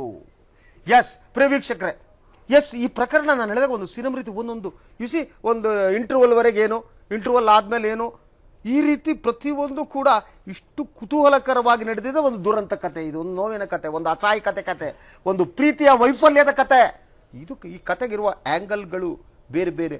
ಮನುಷ್ಯ ಒಬ್ಬ ಮನುಷ್ಯ, ಸಾಮಾನ್ಯ ಮನುಷ್ಯ ಯಾವ ರೀತಿ ವರ್ತಿಸ್ಬೋದು ಆ ರೀತಿ ಎಲ್ಲ ವರ್ತಿಸೋರು. ಕೊನೆಗೆ ನಮಗನ್ಸೋದು ಎಸ್ ಹೀಗಾಗಬಾರ್ದಿತ್ತು ಅಲ್ವಾ, ಹೀಗಾಗಬಾರ್ದಿತ್ತು, ಇಂಥ ಅಧಿಕಾರಿಗಳು ಕರ್ನಾಟಕದಲ್ಲಿ ಬೇಕಾಗಿತ್ತು. ಅಪ್ಪಟ ಚಿನ್ನದಂಥ ಅಧಿಕಾರಿ, ಪ್ರಾಮಾಣಿಕ ಅಧಿಕಾರಿ, ನಿಷ್ಠ ಅಧಿಕಾರಿ, ಯಾವ್ಯಾವ ವಿಶೇಷಣವನ್ನು ಕೊಡ್ಬೋದು ಆ ರೀತಿ ಎಲ್ಲ ವಿಶೇಷಣವನ್ನು ಬಳಸಬಹುದಾದಂಥ ಅಧಿಕಾರಿ. ಆದರೆ ಆತ ಪ್ರಾಮಾಣಿಕರಾಗಿದ್ದಾರೆ ಅನ್ನುವ ಕಾರಣಕ್ಕಾಗಿ ಅವರ ಬದುಕೆಲ್ಲ ಚೆನ್ನಾಗಿರಬೇಕು ಅಂತ ಇಲ್ವೇ ಇಲ್ಲ ಬದುಕಿನಲ್ಲಿ. ಆತ ಪ್ರಾಮಾಣಿಕ ಅಧಿಕಾರಿಯೇ ಆದ್ದರಿಂದ ಅವರು ಬೇರೆ ಪ್ರೀತಿ ಮಾಡಬಾರ್ದು ಅಂತೇನೂ ಇಲ್ಲ. ಅವರು ಪ್ರಾಮಾಣಿಕ ಅಧಿಕಾರಿ ಆಗಿರೋದ್ರಿಂದ ಎಲ್ಲೋ ಮಸಾಜ್ ಪಾರ್ಲರ್ಗಳಿಗೆ ಹೋಗಬಾರ್ದು ಅಂತಿಲ್ಲ, ಅಲ್ಲಿ ಯಾರ್ದೋ ಜೊತೆ ಒಂದು ಸಂಬಂಧ ಹುಟ್ಟಬಾರ್ದು ಅಂತಿಲ್ಲ. ಮನುಷ್ಯನ ಬದುಕಿರುತ್ತಲ್ಲ ಅದು ಹೀಗೆ ಹಲವು ಆಯಾಮಗಳನ್ನು ಪಡೆದಿರುತ್ತೆ, ಹಲವು ದಾರಿಗಳಿರ್ತವೆ. ಅಲ್ಲಿ ಯಾವ ದಾರಿಯನ್ನು ನಾವು ಆಯ್ಕೆ ಮಾಡ್ಕೋತೇವೆ ಅನ್ನೋದೇ ನಮ್ಮ ಬದುಕಿನ ಒಂದು ಭವಿಷ್ಯವನ್ನು ತೀರ್ಮಾನ ಮಾಡುತ್ತೆ ಅಂತ ನಾನು ಅಂದ್ಕೊಂಡಿದ್ದೀನಿ. ಇರುವೆ ಈಗ ಒಂದು ವಿರಾಮವನ್ನು ತಗೋತೇನೆ. ವಿರಾಮವನ್ನು ನಂತರ ಮುಂದಿನ ಬೇರೆ ಸುದ್ದಿಗಳತ್ತ ನೋಡೋಣ. ಈಗ ವಿರಾಮದ ನಂತರ ತಮಗೆಲ್ಲ ಮತ್ತೊಮ್ಮೆ ಸ್ವಾಗತ. ಇದು ಪ್ರೈಮ್ ನ್ಯೂಸ್. ಮುಂದಿನ ಸುದ್ದಿಯತ್ತ ನೋಡೋಣ. ನೀರಿನ ಸೆಲೆಯನ್ನೇ ಬತ್ತಿಸಿ ಭೂಮಿಯನ್ನು ಬರಡು ಮಾಡೋ ನೀಲಗಿರಿ ಮತ್ತು ಅಕೇಶಿಯಾ ಮರ ಬೆಳೆಸೋದನ್ನು ರಾಜ್ಯ ಸರ್ಕಾರ ನಿಷೇಧ ಹೇರಿ ಅಧಿಕೃತ ಆದೇಶ ಹೊರಡಿಸಿದೆ. ಸರ್ಕಾರದ ಈ ಆದೇಶ ಸ್ವಾಗತಾರ್ಹ ಅನ್ನೋದರಲ್ಲಿ ಯಾವುದೇ ಅನುಮಾನ ಇಲ್ಲ. ಆದರೆ ಲಾಭದ ದೃಷ್ಟಿಯಿಂದ ನೀಲಗಿರಿ ಮತ್ತು ಅಕೇಶಿಯಾ ಬೆಳೆಸುವವರಿಗೆ ಮಾತ್ರ ಇದು ಸ್ವಲ್ಪ ಕಹಿಯ ಸಂಗತಿಯಾಗಿದೆ. ಅಂತರ್ಜಲವನ್ನೇ ಬತ್ತಿಸಿ ಭೂಮಿಯನ್ನ ಬರಡು ಮಾಡುವ ನೀಲಗಿರಿ ಮತ್ತು ಅಕೇಶಿಯಾ ಮರ ಬೆಳೆಸುವುದನ್ನ ಸರ್ಕಾರ ನಿಷೇಧ ಹೇರಿ ಆದೇಶಿಸಿದೆ. ನಿನ್ನೆ ಸಚಿವ ಸಂಪುಟ ಸಭೆಯಲ್ಲಿ ರಾಜ್ಯದಲ್ಲಿ ಸಂಪೂರ್ಣವಾಗಿ ನೀಲಗಿರಿ ಮತ್ತು ಅಕೇಶಿಯಾ ಮರಗಳನ್ನ ನಿಷೇಧ ಮಾಡುವ ಮಹತ್ವದ ತೀರ್ಮಾನ ಕೈಗೊಳ್ಳಲಾಯಿತು. ರಾಜ್ಯದಲ್ಲಿ ನೀಲಗಿರಿ ಮರ ಬೆಳೆಯದಂತೆ ನೋಡಿಕೊಳ್ಳುವ ಜವಾಬ್ದಾರಿಯನ್ನ ಅರಣ್ಯ ಇಲಾಖೆಗೆ ವಹಿಸಲಾಗಿದೆ. ನಿಷೇಧದ ಸುದ್ದಿ ತಿಳಿಯುತ್ತಲೇ ಬೆಂಗಳೂರು ಗ್ರಾಮಾಂತರ ಮತ್ತು ಚಿಕ್ಕಬಳ್ಳಾಪುರ ಜಿಲ್ಲೆಯ ಪರಿಸರವಾದಿಗಳು ಸಂತೋಷ ವ್ಯಕ್ತಪಡಿಸಿದ್ರೆ, ನೀಲಗಿರಿ ಬೆಳೆದಿರುವ ರೈತರು ಅಸಮಾಧಾನ ಸೂಚಿಸಿದ್ದಾರೆ. 1965 ಮತ್ತು 70ರ ಅವಧಿಯಲ್ಲಿ ಭಾರತ ದೇಶದಲ್ಲಿ ಉರುವಲಿಗೆ ದೊಡ್ಡ ಸಮಸ್ಯೆ ಇತ್ತು. ಇದಕ್ಕೆ ಪರಿಹಾರವಾಗಿ ಕಡಿಮೆ ಅವಧಿಯಲ್ಲಿ ವೇಗವಾಗಿ ಬೆಳೆಯುವ ಅಕೇಶಿಯಾ ಮತ್ತು ನೀಲಗಿರಿ ಗಿಡಗಳನ್ನು ಆಸ್ಟ್ರೇಲಿಯಾದಿಂದ ತಂದು ಭಾರತದಲ್ಲಿ ಬೆಳೆಯಲಾಯಿತು. ಈ ಮರಗಳು ಇವತ್ತು ಭಾರತದಾದ್ಯಂತ ಹರಡಿಕೊಂಡು ದೇಶದ ಭೂಮಿಯನ್ನೇ ಬರಡು ಮಾಡಿವೆ ಎಂದು ಪರಿಸರವಾದಿಗಳು ಆತಂಕ ವ್ಯಕ್ತಪಡಿಸುತ್ತಿದ್ದರು. ನೀಲಗಿರಿ ನಿಷೇಧದಿಂದ ನೀಲಗಿರಿ ಕೃಷಿಕರು ಚಿಂತೆಗೆ ಒಳಗಾಗಿದ್ದು, ಮಳೆಯ ಕೊರತೆಯಿಂದ ಯಾವುದೇ ಬೆಳೆಗಳನ್ನ ಬೆಳೆಯಲು ಆಗುತ್ತಿರಲಿಲ್ಲ. ಇದೇ ಕಾರಣಕ್ಕೆ ನಾವು ನೀಲಗಿರಿ ಗಿಡ ಬೆಳೆದು 4 ಕಾಸು ಸಂಪಾದನೆ ಮಾಡಿಕೊಳ್ಳುತ್ತಿದ್ವು. ಈಗ ನಿಷೇಧದಿಂದ ಮುಂದೇನು ಮಾಡಬೇಕು ಅನ್ನೋದೇ ತಿಳಿಯುತ್ತಿಲ್ಲ ಅಂದ್ರು. ನೀಲಗಿರಿ ವರ್ಷಕ್ಕೊಂದ್ಸಾರಿ ನಾವು ಮಾಡ್ತಾ ಇದ್ರೆ, ಈಗ ಬೇಡ ಅಂತ ಹೇಳಿದ್ರೆ ನಾವು ಯಾವ ತರ ಜೀವನ ಮಾಡಬೇಕು ಏನು ಅಂತ. ಇದರಿಂದ ಏನು ತೊಂದರೆ ಆಗಿದೆ. ನಮ್ದು ಇದು ಬಿಟ್ಟರೆ ಬೇರೆ ಕೆಲಸ ಯಾವುದೂ ಇಲ್ಲ. ವರ್ಷಕ್ಕೊಂದ್ಸಾರಿ ಮಾಡ್ತೀರಿ, ಮತ್ತೆ ಸ್ವಲ್ಪ ದಿವಸ ಇರ್ತೀರಿ, ಮತ್ತೆ ಸ್ಟಾರ್ಟ್ ಮಾಡ್ತೀರಿ. ಫಸ್ಟ್ ಸ್ಟಾರ್ಟಿಂಗ್ ಮಾಡಿದೆ ನರ್ಸರಿಗಳವರು. ಇವಾಗ ನರ್ಸರಿಗಳೆಲ್ಲ ತೆಗೆದ್ರೆ ನಮ್ಮದು ತೆಗಿಯೋ ಸರ್. ಫಾರೆಸ್ಟ್ ಅವರೇ ಸ್ಟಾರ್ಟಿಂಗ್ ಮಾಡಿದ್ದು. ಅದು ಮಾಡಿದ್ಮೇಲೆ ಮತ್ತೆ ನಾವು ಅವ್ರು ಮಾಡ್ತಾ ಇದ್ದು ನೋಡಿ ನಾವು ಮಾಡ್ಕೊಂಡು ಕಲ್ತ್ಕೊಂಡು ಇದು ಮಾಡಿದ್ವಿ. ನಮಗೆ ಇದರಿಂದ ಜೀವನ ಆಗುತ್ತೋ. ಇವಾಗ ಇದನ್ನು ಕಿತ್ತಾಕಿದ್ರೆ ನಮ್ಗೆ ಪರಿಹಾರ ಏನೂ ಇಲ್ಲ ಅಂದರೆ ನಾವು ಯಾವ ಥರ ಬದುಕೋದು. ಇನ್ನು ತುಮಕೂರು ಜಿಲ್ಲೆಯ ಬಹುತೇಕ ಭಾಗಗಳಲ್ಲಿ ನೀಲಗಿರಿ ಮರಗಳನ್ನ ಬೆಳೀತಾರೆ. ಒಮ್ಮೆ ಸಸಿ ಹಾಕಿದ್ರೆ ವರ್ಷಗಟ್ಟಲೆ ಬೆಳೆ ತೆಗೆದು ಒಳ್ಳೆ ಲಾಭ ತೆಗಿಬಹುದು ಅಂತ ಯೋಚಿಸೋ ಬಹಳಷ್ಟು ಮಂದಿ ವ್ಯವಸಾಯ ಕೈಬಿಟ್ಟು ನೀಲಗಿರಿ ಬೆಳೆಸಿ ಮಾರುವುದನ್ನೇ ಕಾಯಕ ಮಾಡಿಕೊಂಡಿದ್ರು. ಆದ್ರೆ ರಾಜ್ಯ ಸರ್ಕಾರ ಹೊರಡಿಸಿರೋ ಅಧಿಕೃತ ಆದೇಶದಿಂದ ಸದ್ಯ ಬೆಳೆ ಬೆಳೆದಿರುವವರಿಗೆ ಬೇಸರ ಮೂಡಿಸಿದೆ. ಆದ್ರೆ ನೀಲಗಿರಿ ಬೆಳೆಯೋದ್ರಿಂದ ಉಂಟಾಗುವ ಅನಾನುಕೂಲಗಳ ಬಗ್ಗೆಯೂ ರೈತರಿಗೆ ಅರಿವಿದೆ. ಈ ಬೆಳೆ ಬೆಳೆದ ಸುತ್ತಮುತ್ತಲ 200 ಮೀಟರ್ನಷ್ಟು ಜಾಗದಲ್ಲಿ ಯಾವ ಬೆಳೆಯೂ ಬೆಳೆಯೋಕ್ಕಾಗಲ್ಲ. ಭೂಮಿ ಫಲವತ್ತತೆಯನ್ನ ಕಳೆದುಕೊಳ್ಳುತ್ತೆ. ಅಷ್ಟೇ ಅಲ್ಲ, ಅಂತರ್ಜಲ ಕೂಡ ಬರಿದಾಗುತ್ತೆ ಅನ್ನೋ ಸತ್ಯವನ್ನ ಸ್ವತಃ ತಾವೇ ಒಪ್ಪಿಕೊಂಡು ರಾಜ್ಯ ಸರ್ಕಾರ ರೈತರಿಗಾಗಿ ತೆಗೆದುಕೊಂಡಿರುವ ಕ್ರಮವನ್ನ ಸ್ವಾಗತಿಸಿದ್ದಾರೆ. ನೀಲಗಿರಿ ಮರ ಬೆಳೆದಿದ್ದ 100 ಮೀಟ್ರು 200 ಮೀಟ್ರು ಯಾವ ಬೆಳೆನೂ ಬೆಳೆಯೋದಕ್ಕಾಗಲ್ಲ. ಒಂದು ಕುರಿ ಮೇಯ ಹುಲ್ಲೂ ಸಿಗಲ್ಲ. ಅದರಿಂದ ನೀಲಗಿರಿ ತೆಗ್ಸಿ 3 ವರ್ಷ ಆದಮೇಲೆ ಬೆಳೆ ಇಡಬೇಕು. ನೀಲಗಿರಿ ಅಂದರೆ ಭಾಳ ಅದು ನೀರಿನ ಅಂಶ ಎಲ್ಲ ಎಳ್ಕೊಂಡ್ಬಿಟ್ಟು 100 ಮೀಟ್ರು 200 ಮೀಟ್ರು ಯಾವ ಬೆಳೆನೂ ಬೆಳೆಯೋದಕ್ಕೆ ಅವಕಾಶ ಮಾಡಿಕೊಡಲ್ಲ ಅದು ಸರ್. ಅದೇ ಸರ್ಕಾರ ಆದೇಶ ಮಾಡಿರೋದು ಒಳ್ಳೇದಕ್ಕೇನೆ. ಅದು ರೈತರು ಮುಂದುವರಿಲಿ ಅಂತ ಮಾಡ್ತಾ ಇದ್ದಾರೆ. ರೈತರು ಉಪಯೋಗಿಸ್ ಎಲ್ಲ ಎಚ್ಚೆತ್ಕೊಂಡು ಮಾಡ್ಕೋಬೇಕು. ಇನ್ನು ಪರಿಸರದ ಹಿತದೃಷ್ಟಿಯಿಂದ ರಾಜ್ಯ ಸರ್ಕಾರ ತೆಗೆದುಕೊಂಡಿರುವ ಕ್ರಮವನ್ನ ಸ್ವಾಗತಿಸುತ್ತೇವೆ ಅಂತಿದ್ದಾರೆ ಪರಿಸರವಾದಿಗಳು. ನೀಲಗಿರಿ ಅಕೇಶಿಯಾ ಬೆಳೆಗಳು ಪರಿಸರದಲ್ಲಿ ಉಷ್ಣಾಂಶವನ್ನ ಹೆಚ್ಚಿಸುತ್ತವೆ. ಜೊತೆಗೆ ಭೂಮಿಯ ಫಲವತ್ತತೆ ಹಾಗೂ ಅಂತರ್ಜಲಕ್ಕೂ ಇವು ಮಾರಕ. ಹಾಗಾಗಿ ಇನ್ನು ಮುಂದಾದ್ರೂ ಇವುಗಳನ್ನ ಬೆಳೆಯೋದನ್ನ ನಿಲ್ಲಿಸಿದ್ರೆ ಕೊಂಚ ಮಟ್ಟಿಗಾದ್ರೂ ಪರಿಸರದಲ್ಲಿ ಸುಧಾರಣೆಯಾಗುತ್ತೆ ಅನ್ನೋದು ಪರಿಸರವಾದಿಗಳ ಮಾತು. ಮೊಟ್ಟ ಮೊದಲಿಗೆ ಸರ್ಕಾರ ಈ ರೀತಿ ನೀಲಗಿರಿ ಮರಗಳನ್ನು ಬೆಳೆಸಬಾರ್ದು ಅಂದ್ಬಿಟ್ಟು ಆದೇಶ ಮಾಡಿರತಕ್ಕಂಥದ್ದನ್ನು ನಾನು ಒಬ್ಬ ಪರಿಸರ ಪ್ರೇಮಿಯಾಗಿ, ಸಾಮಾಜಿಕ ಕಳಕಳಿ ಉಳ್ಳವನಾಗಿ ಕರ್ನಾಟಕ ರಾಜ್ಯ ಸರ್ಕಾರದ ಈ ಆದೇಶನ ನಾನು ಸ್ವಾಗತಿಸ್ತೀನಿ ತುಂಬ ಹೃದಯದಿಂದ. ಪರಿಸರಕ್ಕೆ ಹಾನಿಯಾಗುವಂಥ ಯಾವುದೇ ಮರ ಗಿಡಗಳನ್ನು ಬೆಳೆಸುವುದರಿಂದ ಮಾನವ ಕುಲದ ಮೇಲೆ ವ್ಯತಿರಿಕ್ತ ಪರಿಣಾಮ ಬೀರುತ್ತೆ. ಮಾನವ ಪ್ರೇಮವಿರುವಂಥ ಒಂದು ಸರ್ಕಾರವಾಗಿ ಸರ್ಕಾರ ತೆಗೆದುಕೊಂಡಿರತಕ್ಕಂಥ ನಿರ್ಧಾರ ಜನಸಾಮಾನ್ಯರ ಆರೋಗ್ಯದ ಹಿತದೃಷ್ಟಿಯಿಂದ ಅದರ ಸಂಶೋಧನಾ ವರದಿಗಳನ್ನು ಇಟ್ಟುಕೊಂಡು ಸರ್ಕಾರ ಈ ರೀತಿ ಆದೇಶ ಮಾಡಿರತಕ್ಕಂಥದ್ದು ಇದು ಆರೋಗ್ಯಕರವಾದ ಬೆಳವಣಿಗೆ. ಒಂದು ಹಿತದೃಷ್ಟಿಯಿಂದ ತೆಗೆದುಕೊಂಡಿರೋ ತೀರ್ಮಾನನ ನಾನು ಬೆಂಬಲಿಸ್ತೀನಿ ಮತ್ತು ಸ್ವಾಗತಿಸ್ತೀನಿ, ಅಭಿನಂದಿಸ್ತೀನಿ. ಒಟ್ಟಾರೆ ನೀಲಗಿರಿ ಅಕೇಶಿಯಾ ಮರಗಳನ್ನ ಬೆಳೆಸುವ ಮಾಲೀಕರಿಗೆ ಇನ್ಮುಂದೆ ಆದಾಯದ ಮೂಲ ಮುಚ್ಚಿದಂತಾಗುತ್ತದೆ. ಜೊತೆಗೆ ಪರಿಸರ ಪ್ರೇಮಿಗಳಿಗೆ ರಾಜ್ಯ ಸರ್ಕಾರದ ಈ ಕ್ರಮ ಖುಷಿ ತಂದುಕೊಟ್ಟಿದೆ. ಬ್ಯೂರೋ ರಿಪೋರ್ಟ್, ಸುದ್ದಿ ಟಿವಿ. 1968-70ರ ದಶಕದಲ್ಲಿ ನೀಲಗಿರಿ ಬಂತು. ಇಡೀ ಮಲೆನಾಡನ್ನ ಹಾಳು ಮಾಡಿದ್ದೆ ನೀಲಗಿರಿ. ಅದಾದ ಮೇಲೆ ಅಕೇಶಿಯಾ ಬಂತು. ಇಡೀ ಮಲೆನಾಡಿನ CD ದರ್ಜೆ ಏನು ಅರಣ್ಯಗಳಿವೆ, ಅರಣ್ಯದಲ್ಲಿ ನೀಲಗಿರಿಯನ್ನು ತಂದು ಹಾಕಲಾಯಿತು. ಇದರ ಕೀರ್ತಿ ಸಲ್ಲಬೇಕಾದ್ದು ರಾಮಕೃಷ್ಣ ಹೆಗಡೆ ಎನ್ನುವ ರಾಜಕಾರಣಿಗೆ. ಅವರೇ ನೀಲಗಿರಿಗೆ ಬರೋದಕ್ಕೆ ಮೊದಲು ಕಾರಣ ಆಗಿದ್ದು. ನಂತರ ಅದು ಅವ್ರ ಬರೋ ಮೂಲಕ ಅವರದೇ ಜಿಲ್ಲೆಯಲ್ಲೇ ಅರಣ್ಯ ನಾಶ ಆಯಿತು. ಸೊ ಏನಿವೆ ಅದಾದ ಮೇಲೆ ಅಕೇಶಿಯಾ ಬಂದು ಇಡೀ ಇವತ್ತಿನ ನಮ್ಮ ಅರಣ್ಯ ಏನಿದೆ, ನಮ್ಮ ಫಾರೆಸ್ಟ್ ಏನಿದೆ ಎಲ್ಲವನ್ನು ನಾಶಪಡಿಸಿದ್ದು. ಆ ಕಾರಣಕ್ಕೆ ಯಾರು ಪರಿಸರವಾದಿಗಳಿದ್ದಾರೆ ಇದ್ರ ವಿರುದ್ಧ ಹೋರಾಟ ಮಾಡ್ತಾ ಇದ್ರು. ಈಗ ಒಬ್ಬ ಪರಿಸರವಾದಿ ನಮ್ಮ ಜೊತೆ ಸಂಪರ್ಕದಲ್ಲಿದ್ದಾರೆ. ನಮಸ್ಕಾರ ಸರ್. ನಮಸ್ತೆ. ಒಟ್ಟಾರೆ ಈ ಸರ್ಕಾರದ ಈ ತೀರ್ಮಾನ ಏನಿದೆ, ಈ ತೀರ್ಮಾನದ ಬಗ್ಗೆ ತಮ್ಮ ಫಸ್ಟ್ ರಿಯಾಕ್ಷನ್ ಗುರುದೆ? ಸರ್, ಈ ಒಂದು ಸರ್ಕಾರ ತಗೊಂಡಿರ್ತಕ್ಕಂಥ ಈ ಒಂದು ನಿಷೇಧದ ಕ್ರಮ ನಾನು ಪ್ರಪ್ರಥಮವಾಗಿ ಅದರ ಬಗ್ಗೆ ನಾನು ಸ್ವಾಗತ ಮಾಡ್ತೀನಿ. ತಡವಾಗಿ ಆದ್ರೂ ಸರ್ಕಾರ ಕಂಡು ಬಿಟ್ಟಿದೆ ಅಂತ ನಾನು ಅನ್ಕೊಳ್ತೀನಿ. ಯಾಕೆಂದ್ರೆ ಅಕೇಶಿಯಾ ಉಷ್ಣಾಂಶವನ್ನು ಹೆಚ್ಚಿಸೋದಲ್ಲದೆ ಯಾವುದೇ ಪ್ರಾಣಿ ಪಶು ಪಕ್ಷಿಗಳಿಗೆ ಅದೇನೊಂದು ಉಪಕಾರಿಯಾಗಿ ಸಹಕಾರಿಯಾಗಿ ಆ ಮರಗಳೇನು ಕೆಲಸ ಮಾಡ್ತಿಲ್ಲ. ಈಗಾಗಲೇ ಜನರೆಲ್ಲ ಗೊತ್ತಿರೋ ಹಾಗೆ ಅಕೇಶಿಯಾ ಮತ್ತು ನೀಲಗಿರಿ ಮರಗಳು ಎಲ್ಲಿರ್ತಾವೋ ಅಲ್ಲಿ 100 ಮೀಟರ್ 200 ಮೀಟರ್ ಸುತ್ತಮುತ್ತ ಎಲ್ಲೂ ಬೆಳೆ ಬರದೇ ಇರತಕ್ಕಂತ, ಹುಲ್ಲು ಬೆಳೆದೇ ಇರತಕ್ಕಂತ ಒಂದು ವಿಶೇಷವಾದ ಸಸ್ಯಗಳಾದ್ದರಿಂದ ಇದು ಆಸ್ಟ್ರೇಲಿಯಾ ಮೂಲದ ಮರಗಳಾಗಿದ್ದರಿಂದ ಅಲ್ಲಿ ಆಸ್ಟ್ರೇಲಿಯಾದಲ್ಲಿ ಈ ಮರಗಳ ಒಂದು ಸಮಸ್ಯೆ ಯಾಕಿಲ್ಲ ಅಂದ್ರೆ ಅಲ್ಲಿ ವಾಲಾ ಅಂತಕ್ಕಂತ ಒಂದು ಪ್ರಾಣಿಗಳು ಆ ಒಂದು ಎಲೆಗಳನ್ನ, ಏನು ಆಯಿಲ್ ಮಿಶ್ರಿತ ಎಲೆಗಳಿದೆ ಈ ನೀಲಗಿರಿ ಮತ್ತು ಅಕೇಶಿಯಾ ಎಲೆಗಳು, ಅದನ್ನ ತಿನ್ನಂತ ಪ್ರಾಣಿಗಳು ಅಲ್ಲಿದ್ದಾವೆ. ಹಾಗಾಗಿ ಅದು ಅಲ್ಲಿ ಒಂಥರ ಅದು ಸಮಸ್ಯೆ ಆಗಿಲ್ಲ ಅಂತ ಹೇಳ್ಬೋದು. ಇಲ್ಲಿ ಈ ಗಿಡಗಳೇನೋ ಅಗಾಧವಾಗಿ ಬೆಳೆಸಿದ್ದಾರೆ, ಆದ್ರೆ ಆ ಎಲೆಗಳು ತಿಂತಕ್ಕಂಥ ಪ್ರಾಣಿಗಳು ಇಲ್ಲದಿರೋದ್ರಿಂದ ಎಲೆಗಳು ಬಂದ್ರೆ ಗುರುದೇವ್ ಭೂಮಿಯಲ್ಲಿ ಬಿದ್ರೆ ಅದು ಈ ಪ್ಲಾಸ್ಟಿಕ್ ರೀತಿ ಅದು ಕರಗೋದು ಇಲ್ಲ ಅನ್ಸುತ್ತೆ ಅಲ್ವಾ? ಹೌದೌದು, ಕರಗೋದು ಇಲ್ಲ. ಆಮೇಲೆ ಭೂಮಿಯನ್ನ ಹೆಚ್ಚು ಕ್ಷಾರ ಮಾಡುತ್ತೆ. ಕ್ಷಾರ ಮಾಡೋದ್ರಿಂದಾನೇ ಅಲ್ಲಿ ಬೇರೆ ಯಾವುದೇ ತರವಾದ ಗಿಡಗಳು ಬೆಳೆದೇ ಇರೋದಕ್ಕೆ ಅದು ಕಾರಣ ಕೂಡ ಆಗತ್ತದು. ಹಾಗಾಗಿ ಹೇಳಿ. Thank you very much Gurudev. Okay sir. Yes ಹೇಳಿ. ಎಸ್, ನೀಲಗಿರಿ ಮತ್ತು ನನಗೆ ವೈಯಕ್ತಿಕವಾಗಿ ಐ ಆಮ್ ದಿ ಹ್ಯಾಪಿಯೆಸ್ಟ್. ನನಗೆ ತುಂಬಾ ಸಂತೋಷ. ಯಾಕೆ ಗೊತ್ತಾ, ನಾನು ಹೇಳ್ತೀನಿ, ನಮ್ಮ ದೇಶದ ಕರ್ನಾಟಕದಲ್ಲಿರೋ ಫಾರೆಸ್ಟ್ ನ ಹಾಳು ಮಾಡಿದೆ, ಮಾನೋಕಲ್ಚರ್ ಮಾಡಿ ಈ ಪೇಪರ್ ಇಂಡಸ್ಟ್ರಿಗೋಸ್ಕರ ಇದನ್ನ ಹಾಕಿ ಹರಿಹರ ಪಾಲ್.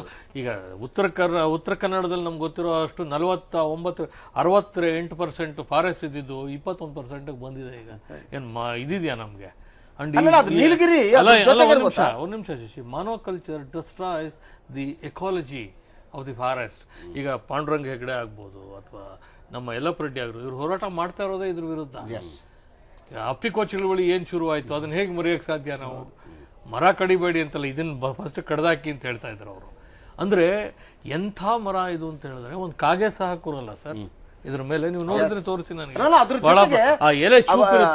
ನೀವು ಮಲ್ನಾಡು ಪ್ರದೇಶ ಜನರಿಗೆ ಗೊತ್ತು, ಎಲ್ಲೆಲ್ಲಿ ನೀಲಗಿರಿ ಬಂದಿದೆಯೋ ಅಲ್ಲಿ ಅಂತರ್ಜಲದ ಮಟ್ಟ ಕುಸಿಯೋದು ಒಂದು.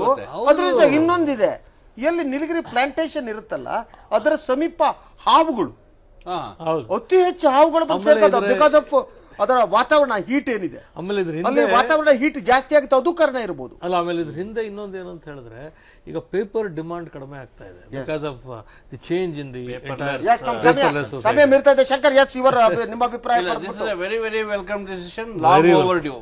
ಮುಂಚೆನೆ ಆಗಬೇಕಾಗಿದ್ದು ಈಗ ಆಗಿದೆ ಅನ್ನೋದು ಒಂದು ಇದನ್ನ ಪ್ರಾಮಾಣಿಕವಾಗಿ ಅನುಷ್ಠಾನ ಮಾಡಬೇಕು. ಎರಡನೇದು, ಯಾರು ಜೀವನೋಪಾಯ ಮಾಡ್ಕೊಂಡಿದ್ರೆ ಅವ್ರಿಗೆ ಏನಾದ್ರು ಒಂದು ಆಲ್ಟರ್ನೇಟಿವ್ ವ್ಯವಸ್ಥೆಯನ್ನು ಕೂಡ ಮಾಡಬೇಕು.